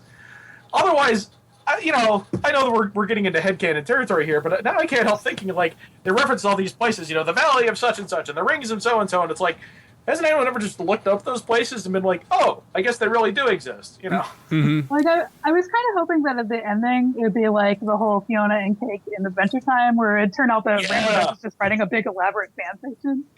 Or she got whacked in the head and she was hallucinating the whole thing. Yeah, or actually after they did the first one where it's and she actually is Daring Do, and I went, and oh, I got it, and she's actually acting out the story that she's going to do. Yeah, and she hired all these guys to help her, pre-enact this fantasy or something. So she knows how it's all going to happen. Yeah, and or maybe it's like LARPing, where they have their own reactions and everything. And you're casting lightning bolts, and I'm taking 16 damage. And she puts on her whip and explorer hat. Yes, exactly. Relevant. It was it was pretty fun, and I think one of the best things about it, and I think we've stated it before. Part of the reason I think that some of the Dash episodes tends to go a little bit flatter, at least in my opinion, is that she's a character that is very much just built in the I'm awesome. I'm so friggin' awesome. Look how awesome I am. I'm great. Even the one with Lightning Dust, the Wonderbolts Academy, was still her being, I'm pretty awesome. I may not be as awesome as her, but I'm really friggin' awesome. But she's best when you actually take her and make her be a little bit insecure. Oh, absolutely. I was about to say that. I mean, I'm thinking of one of my favorite parts in Sonic Rainbow, where, everyone else is lining up and she keeps switching numbers, so she keeps having to be at the end of the line because she's completely freaking out and has no idea what she's going to do. I mean, she's got a huge ego, but it's a very fragile ego. And I like that they kind of reinforce the fact that, she keeps saying she's awesome, but she has to keep saying it or else she's going to start worrying about it and then be like, wait, am I really that awesome? Can I do this? And go nuts, Yeah, I'm kind of hoping, usually my favorite pony episodes are the ones where they have, the total mental breakdown. And I'm just waiting for them to totally do that with Dash, because they kind of touched on it in Sonic Rainbow, where she's just, freaking out in a corner. I hope that they go totally insane with that, lesson 0 for Rainbow Dash. Oh, God. I totally realized you're completely right. Suitor for Success has Rarity breaking down on the bed. Party of One has Pinkie Pie going nuts. Lesson 0 has Twilight freaking out as well. Man, you're right. Every episode where they go crazy is the best one. Yeah, we haven't really seen we haven't seen Applejack. I mean, we sort of saw in Applebuck season. I think we saw her was that the one where she overexerted herself? We sort of saw her kind of lose it, but we haven't seen Swan Applejack batshit crazy yet. I still feel like we haven't gotten the Applejack episode. Like, Right. I really feel like there hasn't yet been a for real solid Applejack episode. Because, like you say, Applebuck season, kind of, but she was out of it for most of the episode, which means she didn't really get to comment on anything. Then we had the one with Derpy Hooves, the name of which I don't even remember, which kind of tells you a little bit about how much I remember that episode. That's random. Yeah, exactly. It like there hasn't really been the Applejack episode, man. I want that to be there or something. It's like, I want an Applejack episode where her family and the West are not at all involved. I want to see her out of her element. That's a good point. I guess where it's a little bit, it's sort of a very like down to home crisis. If only we had creative types associated with the show around so that we could actually pitch ideas to them. Can I tell you that I actually, when I was first pitching Bobby ideas for the micro series, among the ideas I pitched was an Applejack episode, like an Applejack issue that was like, this would be my ideal Applejack episode, and I really, really hope that would have been the one that was picked. But of course, the Pinkie Pie episode was picked instead. And I mean, the Pinkie Pie was gorgeous. Like that's our favorite of the micros so far. So thank you. But I mean, I'm proud of it. But like the Applejack story I had, I was really. I really just wish I could do that as an episode or something. Because it's like what I wanted to. Sorry. Okay. Now you're getting. Well, I don't want to just promote how awesome I am, but like the thing that I wanted to get at was I keep coming back to Cider for Success as an example of a great episode, but it's Rarity's two virtues are in conflict. It's her perfectionism as an artist and her generosity as a friend, and it's the conflict between those two elements that drives the episode. And so I wanted to have something where it was two of Applejack's positive virtues in conflict. And so the story that I came up with essentially was every year she enters like the Equestria chili cook-off, and every year she fails completely because apparently she's great at cooking desserts but not great at cooking anything else because I guess it's vegetarian chili. Well, yeah, that too, Yeah. And this year she accidentally like dumps in a whole bunch of something ridiculous, applesauce I think was what I came up with, and it turns out to be fantastic. And so she wins all these chili cook-offs and everything, but is really conflicted about it because deep down she knows that she like didn't win them honestly, in the sense that she like didn't come up with the recepe. And eventually she kind of breaks down on the stage and confesses to her crime, and everyone around her is just kind of like, that's how cooking works. You can just add wacky stuff like that anyways.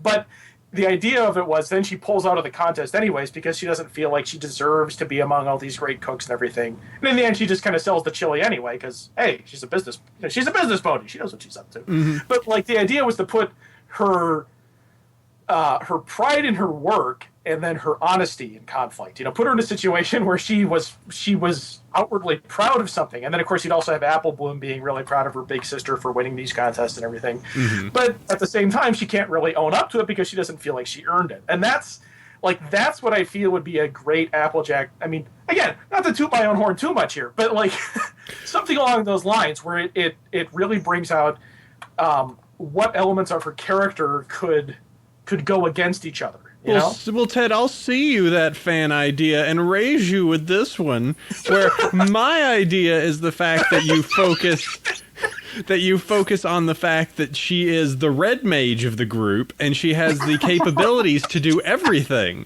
So if in a pinch she could actually, my idea is the fact that if you can go, all the others are very specialized. Rarity is fashion. Fluttershy is caring for animals. All of them are that. But Applejack is the one that if you need to come to someone and be like, I need someone that can play. I need someone to play the banjo tonight. She will get on that and figure it out. Like she is the jack of all trades. If you are in a pinch, she will find the way to make it work. Look at that! You're right. You're scribbling frivolously or whatever, furiously. Actually, I was going to reply to something in the chat, but no. I mean, yeah, something like that. Something where she takes pride in the fact that she can do anything, and then put her in a situation where she can't, or where that somehow conflicts with other parts of her nature, or something like that. Hey, Applejack, I have all these bits I need to launder. Can you? Oh, I don't know. Okay, I need to go to the library and see if there's any books on equestrian bit laundering. Twilight shows This up. isn't very honest. I know, but she probably doesn't know it at first. It's just like, how do you launder bits? Twilight's like, I picture her at the wash tub with a washboard and like scrubbing the coins or the thing. It's not entirely the same. I was told I need to learn about this Bitcoin thing. Oh God. Yeah, I mean, I don't know. I feel like an episode's sort of about that, where it's very. I keep coming back to Cider for Success, but something where it's very stripped down like that is, where there's really just the one conflict, and it gets played out in different ways, and it has all these different variations and stuff like that. Mm-hmm. Yeah, I don't know. Poor Applejack, though. I mean, she doesn't really have her episode yet. She doesn't have her episode so much that it goes into the discussions of other characters' episodes. Yes. Well, Pretty much. all of her episodes thus far have hinged on her interacting with everybody else and not just been, hey, I'm Applejack, I'm pretty cool. Yeah, I mean, even though it's Derpy, which, again, I still don't even remember the right name for it, she doesn't even, like, appear again until 2/3 of the way through the episode. Over a barrel. Applejack's problem is she's kind of like the straight man. So I think that my favorite, like, Applejack moments are when everyone's being really ridiculous around her, and she's kind of like, like, she's, like, totally, like, the straight man to their wackiness. And I feel like that's when she really shines. Like, we've yet to really see her shine when she's on her own. There's an episode, the Dragonshy episode from season 1. There's the bit where Fluttershy just kind of goes catatonic for a while, and Applejack just has to drag her up the mountain. I always love that scene. I always thought I like that bit where she's just kind of like, all right, I guess I got to draw my friend's catatonic body up the side of the mountain here. So let's see. What else was of note in this episode? Ring of Destiny. Fighting scene revealing that Daring Do is an actual pony opposed to just simply a fictional character. There's a rumble in the jungle, as you can call it. There's like 3 fight scenes in this episode, which is kind of strange when you think about it. Yeah, there was a lot of action in this episode. Yeah, and I like Death Trap. Good new Death Traps. That was good stuff. Yep, and the piranhas and all that stuff, and even as she's bolted to the wall, about to be eaten by piranhas, she still says, "You can still surrender now." It's good stuff. The Twilight and Dash nerd off was really, really good. yes, that's up there with people arguing about the contractors on the Death Star and stuff like that. Poor Death Star contractors. Those guys are just trying to feed their families. People in the chat are pointing out the point when Daring Do kicked that kitten, which was great. That was pretty great. It was an evil kitten. It was an evil kitten. I mean, you can appreciate the fact that she kicked it, Have you noticed that kitten's been on a lot of episodes? It's always, like, really evil. I think it was, like, right after May the Best Pet win. Like, there's... Like, so the kitten was one that... I think, like, Rainbow Dash kind of set this kitten into going down a path towards darkness because she declined wanting the kitten as a pet. And then after that, we see the kitten always being, like, evil.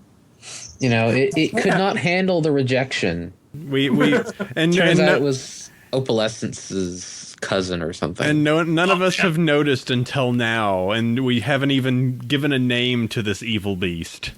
That's how secretive it is. It works from behind the scenes. No one's ever gonna know. No one ever expects the kitten. We find out the secret cloaked creature at the end of the first few episodes was actually the Pony cat. of Shadows. It's the kitten of Shadows. Sorry, I'm getting really excited here. I noticed. I had a whole bottle of Mountain Dew and a caffeinated chocolate bar, so I'm a little wired. That could do it. Yeah. Let's see. I'm trying to think of. It's such an action-packed episode. The basis is Dash pretty much gets carried away with herself because she actually finds out that her what would you call that, obsession is real, and therefore just wants to help out even though said person doesn't actually want help, or said pony doesn't want help, and then in the end they actually do and they need to work together and stuff. It was interesting that the moral was a little bit reversed too from what I was thinking about, where I was expecting it to be a thing of, your idol has feet of clay, but really it's, yeah, your idol is great, but so are you, the lesson here is you're just as awesome as Daring Do, which I thought was kind of a weird inversion, I guess, of how it usually is. Wasn't like Mysterious Ne'er-Do-Well, the whole point of that episode was to take Dash down a peg, and then this episode is like, hey, Dash, you're awesome. Yeah, guess what? You really are great. Go back to being a superhero for a while. That's a good point. Well, the problem in Ne'er-Do-Well was she was just like, I am friggin' awesome. What are you talking about? Get you guys. Look how cool I am. And this one, she's idolizing. I mean, there's been definitely the points brought up that people have said, like, this episode was made for the fandom. And I can understand to some point, because when you see people at conventions lose their skulls for, the voice actors, or for any actual, any comic convention where there's just someone there that is in the line and vibrating with energy, you're just like, it's a human being there. And Dash even says it at one point, keep it together, Dash, Daring Do is a regular pony just like you. And it's just a regular person. I shouldn't be such a fan. Oh, God, I love you. Yeah, and smack. And of course, Daring Do turns out to be just as awesome as we all thought she was, except for the fact that she can't lift this enormous solid gold ring. So, probably not solid. What a casual. So let's see. Anything else? Dash again trying to write at the end of the episode with a pencil in her mouth. And apparently she can do that. It's just not easy with a quill. She has to use a pencil like a Earth pony. I wish they'd shown what the writing looks like. It's probably just a bunch of scribbles. Someone made that at the end of Ne'er-Do-Well when she has to make the write-up, and it's just this thing like, Dear Princess Celestia, crap, this is hard. Yes. Hey,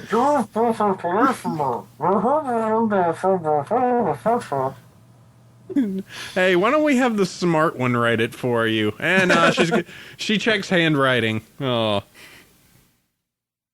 Let's see. Anything else that we have? I'd give the episode a 7 out of 10. Not like, it's not a bad episode by any stretch, but like of the episodes they've released thus far, probably the weakest. But then if that's the worst they're going to do, that's still really good. I'd say 8. I enjoyed it just as much as the last one, so. Yeah, I liked it. It wasn't my favorite, but it was like, as a Rainbow Dash fan, I was appreciative of the fact that we saw an episode where, it isn't solely about how, like you said, like the episode about how Dash is awesome. But she is. Well, yeah, but Dash is awesome, but like, I like seeing like all her insecurities and stuff like come back up. All right, well, let's see. Let me just check in here. We have, so I think that pretty much covers us for this episode, unless you guys, the Dash faces. We need to make sure we totally talk about the crazy, crazy faces that Dash was making. Also needs to be noted I'll just say it real fast. The map gag that they did with Pinky and the Red Line was really good. That was good. But the faces that Dash made is pretty fantastic. Yeah, throughout the whole episode, I was just like, oh my God, Dash is so adorable. Especially like at the very end. I was like, you're so precious, Dash. Yep.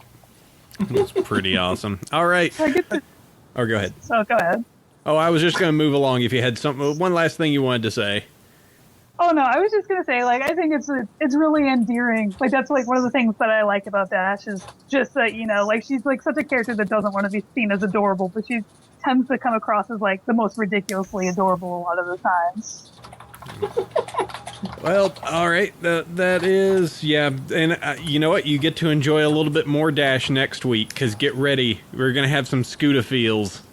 Oh my God, that's right. Yeah. So wait, what's the title? It's the Flight to the Finish. There we go. It's going to be season number 4, episode number 5, overall episode number 70, written by Ed Valentine, first, but supposedly not the last episode this season from Ed. This is the infamous clip from the San Diego Comic-Con with Diamond Tiara and Silver Spoon being the worst. we have the potential to see a lot of headcanons die in this episode. It'll be Yes. What do you know? Maybe Scootaloo actually does have parents. Maybe she doesn't live in a cardboard box into Rainbow Dash's house and have crippled wings and nobody loves her and her parents are dead. And They died the same girls accident with cats Applejacks. No, one of them killed the other. Oh and they boy. killed- Oh. Yes, it was Rainbow. It was Scootaloo's parents. They were flying a cart and the cart fell and, well, yeah. And Scootaloo actually can fly, but because of the memories. Yeah, she's Psychologically damaged. post-traumatic stress syndrome prevents her from flying. Oh god. Oh boy. I really hope this is going to be as dark as we're saying it is. I'm going to be really disappointed otherwise. Well, I'm just curious if they're going to actually do an episode where they acknowledge that, like, disability is a real thing. I mean, like, I feel like a lot of episodes, or I feel like a lot of kids shows have, you know, vaguely disabled characters who show up for, you know, an inspiring episode or two, but that's kind of it. So I'm just hoping that, you know, this kind of sticks. I kind of want it to stick that Scootaloo can't fly, you know? I mean, they demonstrated say it that was- she. Go ahead. Oh, sorry. Or maybe can't fly very well. I don't know. Yeah, Yeah, like she, I thought they said that she couldn't fly. yeah, that was like her original intention, maybe. But we'll see. I mean, we have seen that she can't fly right now. You know, she nearly fell off a waterfall in Sleepless in Ponyville, and she's a Pegasus. You know, and it wouldn't have been a problem except for the fact that, well, she can't fly. And, you know, it was Rainbow Dash flying her around while she was buzzing her little wings. I have a feeling she won't, but just imagine how much. Like, next week could be very interesting if at the end of the episode she flies. Or, like, even does a thing where, like, Dash takes her flying or something like that. I don't know. I mean, as much as it's not good to have a character who is defined by their disability, it's hard to put into words. There's a bit in Neil Gaiman's 1602 miniseries, which is like Marvel characters in the 1600s. And his version of the Fantastic Four is talking, and they're talking about whether or not it'd ever be possible to change Benjamin Grimm back to being a normal person instead of the Thing. And they say something along, like the dialogue, something along the lines of the fact that he's so much more interesting as a monster. And that's kind of how, you know, I feel it's sort of how that works with Scootaloo, where she's more interesting as a character who can't fly, as the Pegasus who can't fly, you know? Like, I don't really feel like they can reverse that without sort of making her less interesting. Well, As unfortunate as that sounds. I mean, I do feel like the nice thing is, like, I do feel like Scootaloo's character hasn't been defined by that. I mean, like, we've seen, like, Well, no, you're right. her go through other things, and it's like her disability, if she has one, has never been brought to the forefront. It's like it's never been an emphasized thing. It's like there's more to her than just a disability, which is a good thing. Until Diamond Tiara and Silver Spoon bring it up. And now it is, because they are the worst. Well, it's like one thing. Oh, go ahead. But you're right, Heather. I mean, you're right that it hasn't been her defining characteristic up to now, and I do like that. I mean, I feel like continuing as she is, where she's a character who, again, if they treat this as a disability rather than just something she hasn't yet learned to do, which I think is another valid way to do it, but if they treat it as, you know, a disability, I think that would be an interesting way to go, and I think it could work, you know? Yeah, like, I think they could pull it off. It's like the one thing that I really hate is, like, when we see in, like, pop culture, like, a lot of things, like, if we get, like, a gay character, we get a black character, we get something else, Hey, I'm a token. Or their, yeah, it's like their race or their sexual preference is the only thing that there is about the character, and I hate when writers do that because it's such a cop-out, and it's so terrible because people aren't just their skin color or their sexual preference or whatever. It's like... Right. And Scootaloo, like you were saying, it's complicated enough and interesting enough that she's proven herself elsewhere, or in other ways. I mean. And hey, you know, Rainbow Dash has been a main character since season 1. What am I?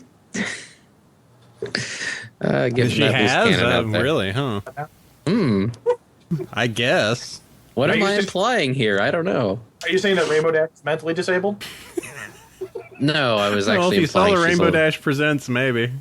Oh yeah, I see what you're saying. Yeah, I was more referencing the Megan tweet from episode 3 about Rainbow Dash wanting Applejack's hoof around her. No, yeah. I gotta tell you. So I got a little story. So a few months ago, well, actually no, about a while ago, when my first issue came out, my parents actually got kind of interested in at least seeing an episode or two of the show, so they could understand the comic that I wrote. And they watched one. I think they watched Cider for Success because I recommended it, of course. And my mother left me a voicemail, which I still have to this day, and I saved it as an MP3 because at one point she's like, "So I watched the episode. I thought it was pretty fun, but I have to ask. So Applejack and the Rainbow one, are they like a couple?" No, And it's Applejack and the white one. We all know that. It was just, they're never going to do an episode about romance, obviously, but I just thought I think it's hilarious, I think it's great that I don't even know anymore. But yeah, Rainbow Dash, she fulfills a couple token roles, I think. Yeah. Sure. It's easy to ship her with anything, pretty much. Like pretty much any of the main. Well, pretty much any of the main 6, I feel like she pretty much would be okay with. There have certainly been Susie. there have certainly been graphs made. Let's say that. I remember seeing one of those. Yeah, that's a great one. Probability factors, and they all went to Rainbow. Never mind. Yeah. Well, she has like kind of a cool relationship with each pony, so I can definitely see how people easily ship her with other ponies. It's like she and Twilight are both kind of geeky together. She's a childhood friend of Fluttershy. She has like the competitive thing, which shippers latch on to, like in anime, like with Applejack. And Rarity, like, we don't really see her with much, but I feel like they are kind of friends, like outside of like, just like they just keep it quiet. Like, that one time she just randomly appears in Rarity's window to talk about her fanfic. I can see them becoming, friends / rivals / pretty easily. Wait, what? What kind of fix are we doing? Never mind. All right. We're working pretty blue in this episode, folks. Something like that. Yeah. Well, actually, I dug up like the season 1 or season 2 shipping chart. Oh, wow. Yeah. Season 2. I just and found it's like everybody has a massive, strong line between Rainbow Dash except for Rarity. Aww, that means that they're meant to be then. It's like it's the ones you least expect. It's always the one you never see coming. Whoa, wait. What that chart always amazes me is the number of ones where they are shipped with themselves. That's all I'll say. Well, I mean, those kinds of relationships exist. Well, it's the Rule 63 version. Yeah. Like there's a Brayburn and Derpy fic apparently. Really? I don't think I saw that. Yeah. Of course, there's. Oh, there's Derpy. Why is Truffle Smarty Shuffle Pants and Twist? Why is what? Smarty Pants is shipped with Mac on this chart. That's terrible. Well, yeah, that makes because he grabbed the doll at the end of the episode. That's not a relationship. It's an animate object. Poor Snails forever alone. Actually, isn't he like the only being on this chart? Yes, with no lines. Even the sea serpent doesn't have any, but yeah, even the tree and even Tom and the tree are shipped in this chart. So, well, what's interesting is like in this particular chart, it was made pre-cadence, so the only person linked looks like with shining armor. Oh no, is no. Okay, there's a small thin line that goes to Blue Blood. But I don't think Cadence isn't on this list, so good night, every pony. Good night. Internet. Thanks. The internet. You're welcome, internet. Anyway, let's go ahead and move on. Let's do some email. Yay! Okay. All right. You can always email across to us at bronyville@gmail.com. We love your emails. You can send it to us every single week, and we shall read the good ones. Well, right now we're reading all of them. Or most of them. Let's see. I will go first. Sandy second. We'll go with Heather third, Z's, and Ted fourth, Z's if we've got those. We'll see. It might just be 2. I don't know how many we got this week. But first, it's my arch nemesis calling in. So, hey, Sandy, guest, Starry Red, and Cider. It's hey, yes, Cider. It's me, Pico Pie. Sorry I had to intervene last week and crash the stream, but a good Google employee I had to head off your guest to the minimal truth. You understand, corporate espionage and all. Too bad I didn't realize your streaming and recording hardware were separate, but you would have just re-recorded it later a date anyway. Anyway, please ignore my previous email, something concerning Bronyville merchandise. What you probably want is a print-on-demand site. Prices tend to be higher. Yes, there are a lot of people using Redbubble, so yeah, they can ship from UK, Australia, Europe, Canada, and the US. Ship to the rest of the world for increased shipping, and we always promote shipping. While prices, prints of stuff is rather steep, is decent and reasonably good quality. Cafe Press has also got a better selection, but the clothing ends up costing more, and an expanded collection of cups, clicks, whatever those are, pillows, jewelry, Monopoly, and dozens of other things. Their primary shipping is more limited. Let's see, there's Zazzle, and some options that they recommend. Mashable, sell products online. So yeah, just trying to get some stiff for us to make. Lastly, a question. I was actually able to catch the episode before writing in, and oh my god, the fanfic canons. What random ideas do you have for fanfiction based on the episode? Pico Pie. P.S. Remember to contact me about getting you a signed copy of the Past Sins to raffle up. Uh-oh. Yeah, we should probably do that. Especially for our big thing coming up. That'll probably be a good idea. The big award show, we could do some raffle-y stuff.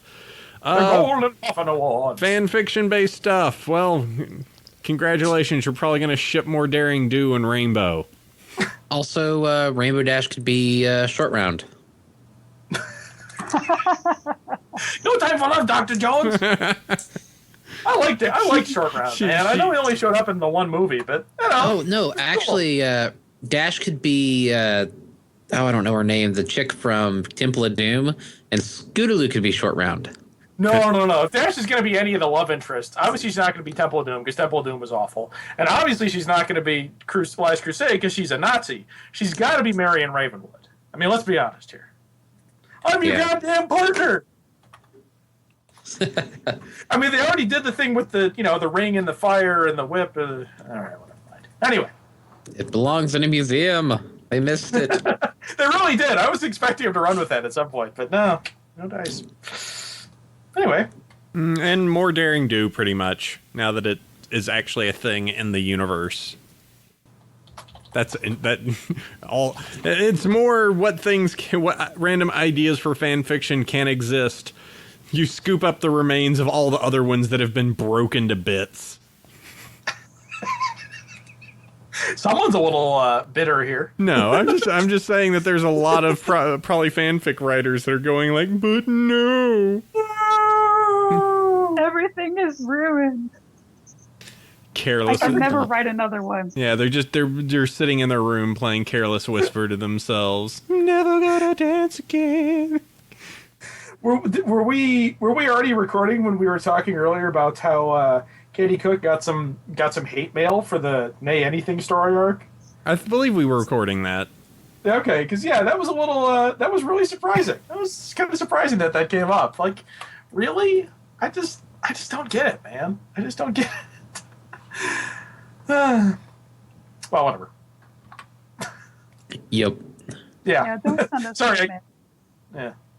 Hate mail is bad, people. Don't do it. Yep. Don't be a jerk. All right. Let's see. Sandy, go ahead and hit this next one here, sir. Okay. Is there a single bit of... No, there's not. Okay. Nope, they didn't sign it.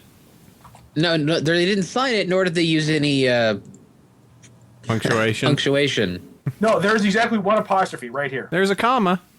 And there's a comma. Just All right, as so one just go. sentence. All right. Let me get the run-on Hi, sentence. guys. Just watched the new episode, Who Knew Daring Do and All Her Adventures Are Real. I liked all of Rainbow Dash's fangirl moments and her and Twilight arguing about which course of action to take by reviewing their knowledge of the books, though it was a good episode all over. Does Although it does raise some questions, apparently Azawatl is real. Does he mean he has his own species, or is he immortal like the princesses in Discord? Since he mentioned 800 years of sweltering heat, I'd assumed he'd be around to enjoy all the misery it causes. And if he had been around so long, Temple looks very old. Why didn't the Princess Celestia see fit to stop him? Surely he knew of him and his activities if they were indeed taking place within her country's borders. I want to start out by pointing out that they even mentioned that Daring Do lives in a very kind of, far off corner of the country, right? And that temple was apparently close enough for them to walk to afterward. So, maybe it's kind of out on the fringes, Yeah.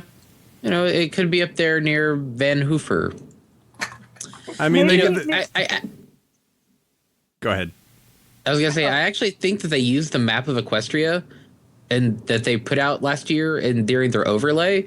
So you could probably look on the map and be like, okay, she lives up in the woods near Van Hoofer, which is their Seattle or whatever that portion is. And she's actually a college professor on the side as well. Yeah, she teaches archaeology. Yeah. The thing that it puts me in mind of, a friend of mine a while back compared My Little Pony to Star Trek, actually, which makes a lot of sense if you think about it, because it's a utopian society, everything is great, and all of the characters are trying to support the existing regime, And if you follow that analogy, I mean, this episode was a little bit more like Deep Space Nine, where they're kind of out on the fringes, and some of the laws aren't as strictly enforced, and they still use things like money and stuff like that. So, that could still make sense, that maybe out on the fringes of Equestria, they've got little, they don't follow the rules as strictly. There's some weird elements. Maybe there's even little fiefdoms. Who knows? Does that make Applejack Quark? Respect is good. Latinum is better. Yes. No, excuse me. Respect is good. Latinum is better. Pretty much. All right. Someone's being nice and giving punctuation and to the mark. Okay. I linked to it. Heather, we do have this next one if you'd like. It's from our friend Iron Brony. Okay.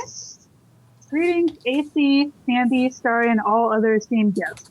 I'm continuing to enjoy your lively and entertaining pony podcast, the always fun tabletops in the new fandom unlimited fan podcast.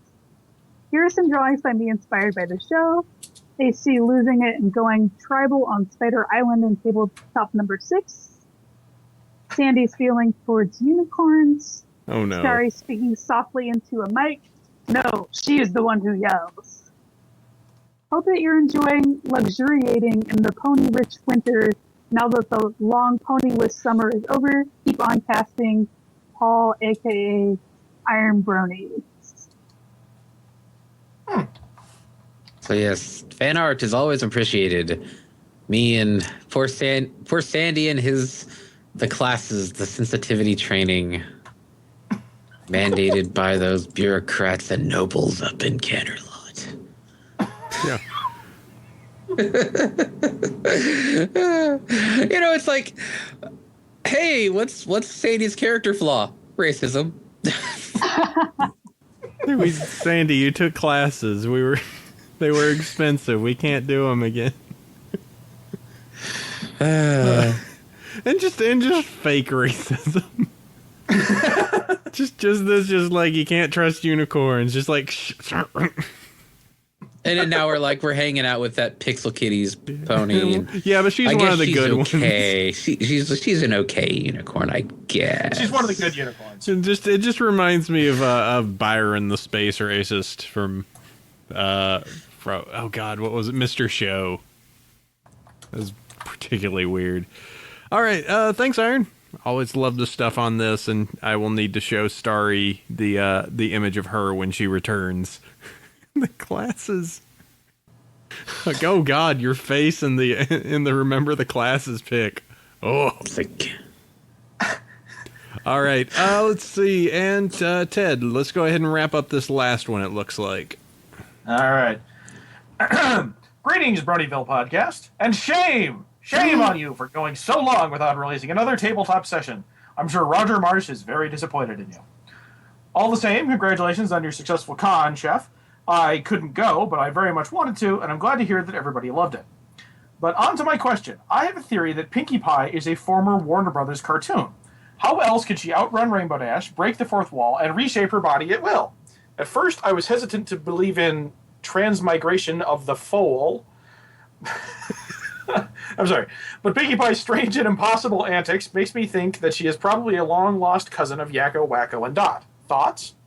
P.S. Rarity is best pony, Twyla Kane is second best pony, and Sleepless in Ponyville is best episode. Your ever-faithful listener, Aquinas. I know that that Timo wouldn't mind that idea. Let's see. He's now related to his cartoon horse waifu. That's just weird. I mean, sure. I don't know. I just like enjoying the idea that she had that miracle moment and then just reality bent around her. Just like, I saw the rainbow. So now all of my childhood is now wrapped inside of some crazy earth pony magic I've conjured up out of the blue. It's like the Invisible. It's like the Invisible. She had this brilliant awakening into a larger universe and suddenly sees all reality as a two-dimensional image, and I don't even know anymore. Yeah. Yeah. I don't know. I mean, it makes sense that was the sort of original conception of Pinkie, is that she was the only one allowed to break the fourth wall, so makes sense to me. Good night, Everpony. Yeah, that is obviously what they were going for. It's, obvious that the fourth wall breaking and cartoonish powers thing, we've got confirmation on that was, always in the concept of, no, all the other characters have to be grounded in a form of reality. She can exist beyond that, As for the question of why, that's almost like one of the questions that if you try and come up with a reason for it, one, the reasoning will not be as fun, and two, just don't. It's one of those things that's more fun as a mystery. Let's not go midichlorians here, guys. Let's not try and there's little space particles that give people powers. Like, oh, goody. It makes a lot of sense, though. I mean, it's the stuff that you don't want to have explained, It's man. The Force is space magic. Just let Pinkie be Pinkie. Yeah.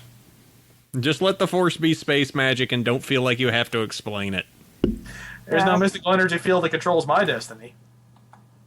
Like, I'm already watching a show about magical ponies. I don't really care about the whys of anything. That's a good point. Yeah, it's like if you can, you can accept the talking horses that come in every color, but because one character being able to see the audience, it's too far. That's unrealistic. Yeah, it's way unrealistic. Ponies writing letters with a pencil in their mouth, though. That's fine. Yep. Dangerous times. All right, well, let's see. And that will go ahead and take care of our emails. Thank you, everyone, for sending your emails across to us. As always, you can send those over to bronyville@gmail.com, and we love them, and we love talking to you guys and bringing up your points on the show. It's time to go ahead and bring up our 5-star iTunes bronies. That will be for this week. Scroll up, scroll down. Desert Nocturne, 5 Iron, and Daisy. Thank you for leaving us a 5-star review. We love you, and you rock. Woohoo! Donations. Oh boy, A. Scheibel. I'll say it's going to be like that. That seems about right. Thank you very, very much for leaving us a donation. As said, donations that you can make over at the BronyvillePodcast.com or BronyShow.com site over on the right-hand side. Allow us to do some crazy stuff. We do have a fun event coming up, so we might be able to use some of those donations to further some of the fun we can do on it. I know I have to purchase a lot of muffin mix. And, so thank you very, very much. Sandy, do we have any idea where we are on the What's Hot on iTunes? The iTunes store was experiencing some trouble earlier. I will try to re-access it now that we're... it wasn't displaying things correctly. Okay. Well, let's see. Well, we'll go ahead and move forward. It's time for our one cool thing, so it's time to get towards the end of the show. But before you leave, we want to leave you with one interesting thing that you can go ahead and bring up. Heather, And Ted, feel free to give links to whatever you like, pony, non-pony. I am going to simply link back to the nomination sheet for the Golden Muffin Awards 2013, because we totally want to find out for all of those those categories who needs to be nominated. So definitely go and do that, and that is just going to be linked in the show notes in one moment. Sandy, what's this about mining? It is the long-awaited, finally came out, Don't Mine at Night, which is a music video about Minecraft. Janimations. Yes, Button Mash and Sweetie Belle playing Minecraft. And it's cute. And is Sweetie Belle the best or the worst Minecraft player based off of that? She is kind of the worst, and Button Mash gets killed multiple times trying to save her in the game because he is silly. And additional OC shipping with characters. Rawr, rawr, rawr, Oh, whatever. no. Oh, well. It's okay. I thought it was interesting. It's very off key, but I think that's part of the fun of it. So, yep. Heather, you're dropping in your link. Yeah, it's just my DeviantArt if you want to see more of my work. Because I do That's draw a- outside of just doing coloring. So are you saying you're the cool thing? Oh no, Hey, because I don't have anything self-promotion. else. I feel like, yeah, I'm always cool with self-promotion. Self-promotion is totally cool. That's fair. No, okay, in that case, I do have a thing that I can do as my self-promotion, as my cool thing. I've started working as volunteering, whatever. I'm with a mod group for a mod for Fallout New Vegas, for a mod called Fallout Lone Star. Let me post there we go. If anyone wants to check that place out, that's where I'm going to be. I'm writing quests. I'm doing stuff like that. Fallout is, in fact, one of my favorite game series of all time. And I don't know if I'm going to put any pony references in there. I mean, it'll have to be cleared by the head writer guy, dude, etc. But I may not. But remember, I haven't actually read Fallout Equestria, so I can't do any of that stuff. So, but it's a cool thing if you're into Fallout, and you should be. You should check it out. Yeah, I don't know. All right, let's make sure that is listed in there. There we go. Link has been added. So as said, you can go over to the show notes over at our BronyShow.com, BronyvillePodcast.com. Looks like some of our fans have put some additional cool things. Go Purple Smart Go, Waz Up Pony, and SFM Pony, the Power Video, so that you can go check that out. All those are listed in the show notes for your viewing pleasure. And with that, we have gone very, very long, but it has been an awesome episode as always. So thank you very, very much to Heather and Ted. We love having you on because such energy, such fun. Wow. This is a lot of fun. Thank you guys very much for having us on. Yeah, thanks for inviting us. Hey, love having you on. You guys, it's fun that you're part of the show and we can actually talk to you about stuff, and also you are fantastic on the mic. So it's everything merged together. And we can also just dork out about, any form of nerdy thing, and it's really cool. Gargoyles! Yes. We will definitely, once we get another Fandom Unlimited, we'll definitely have you guys on and just geek about every childhood fun thing that you can possibly think about. So. Oh, absolutely. Awesome. Definitely. We'll see. Next Now that we're going to say, once the show's over with, we can actually just talk about other stuff if people don't have to run away. Yeah, really. I actually kind of do, but Yeah, it's almost dinner time. Yep. Well, let's go ahead and do this. Let's go ahead and wrap it up. Also, Sandy, thank you. Thunderbringer, you bring the thunder. Count on me. I do. And also, I want to thank all of our fans, be it if you're in the Justin TV stream like you are right now. Thank you all. We love you. Or if you are listening to this podcast after the fact, or if this is on YouTube or whatever, love you all. Thank you very, very much for attending, for listening to us go crazy and chatter away. Thank you all. We love it. every single week. So here's the rundown. This is where you can find out everything you need about this crazy show. That will be BronyShow.com or BronyvillePodcast.com. Email across to us at Bronyville@gmail.com. You can join us roughly every Saturday, noon Pacific, at justin.tv/Bronyville Podcast iTunes reviews. We do love those. You can listen to the show on Celestia Radio every Tuesday, 3 p.m. Pacific, 6 p.m. Eastern, 11 p.m. UTC. My Twitter account is at Bronyville. Mine's at Chef Sandy. And you two fabulous guests have some Twitter accounts. Yeah. Yeah, spell that. It's ANDIENESSYO. Anginusio. Anginus, Yeah. I just figured it was kind of a weird one. I wanted to make sure it got properly, etc. Oh yeah. Yeah. It's also now listed down there. People in the chat are helpful. Oh, excellent. I'm on pretty much every social network you can imagine as Tedley Anderson, TEDLYANDERSON. That's my Twitter. That's my Tumblr, which I never used. That's my Steam name, my Xbox name, my PSN name. That's all my other stuff. So yeah. If you need to Left 4 Dead Ted, you now know how to. I only have it on Steam. I don't actually have it on any other system. But I can always use some more zombie killers. There you go. And, all right, meetup groups. I am part of the Bronies of Northern California. And mine's Brony's North Texas. And conventions coming up. It sounds like Sandy might be coming over for FC. We'll see. Maybe. Maybe not. We'll see. But definitely sounds like BabsCon's a thing. It sure is. All right. And Ted or Heather, any cons coming up for you? Not until next year. Yeah, not that I could think of. Okay. Anime Detours in Minneapolis, and I'm definitely going to be hanging around for that at the very least. And I don't know, BabsCon, I honestly haven't planned out that far, but I know a bunch of people in San Francisco, so...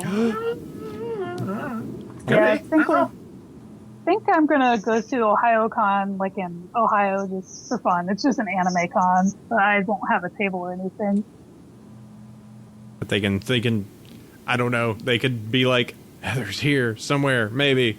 We'll see. They will somehow find me, I'm sure. I mean, I think I went to the Brony meetup last time. I went to TrotCon because they were announcing that I was going to TrotCons. But now you have so much clout to bring to the table. Just be like, oh, guess what? Oh, I'm going to use this "Don't you know who I am" card, and they'll go, oh, okay, that's good for 10% off. Do you know who I am? Do you know who I am? There is one figure from Attack on Titan I really want. It's like this ridiculous real action hero figure of Mikasa Ackerman. And it's like $230. And I'm like, I can't spend this much on a toy. So maybe someone somewhere will give me a discount on it to make it not $230. Or you can steal it. I mean, that's always an option. Theft is always free. If I find it, I have pepper spray, so it'll be all right. As long as you don't get caught.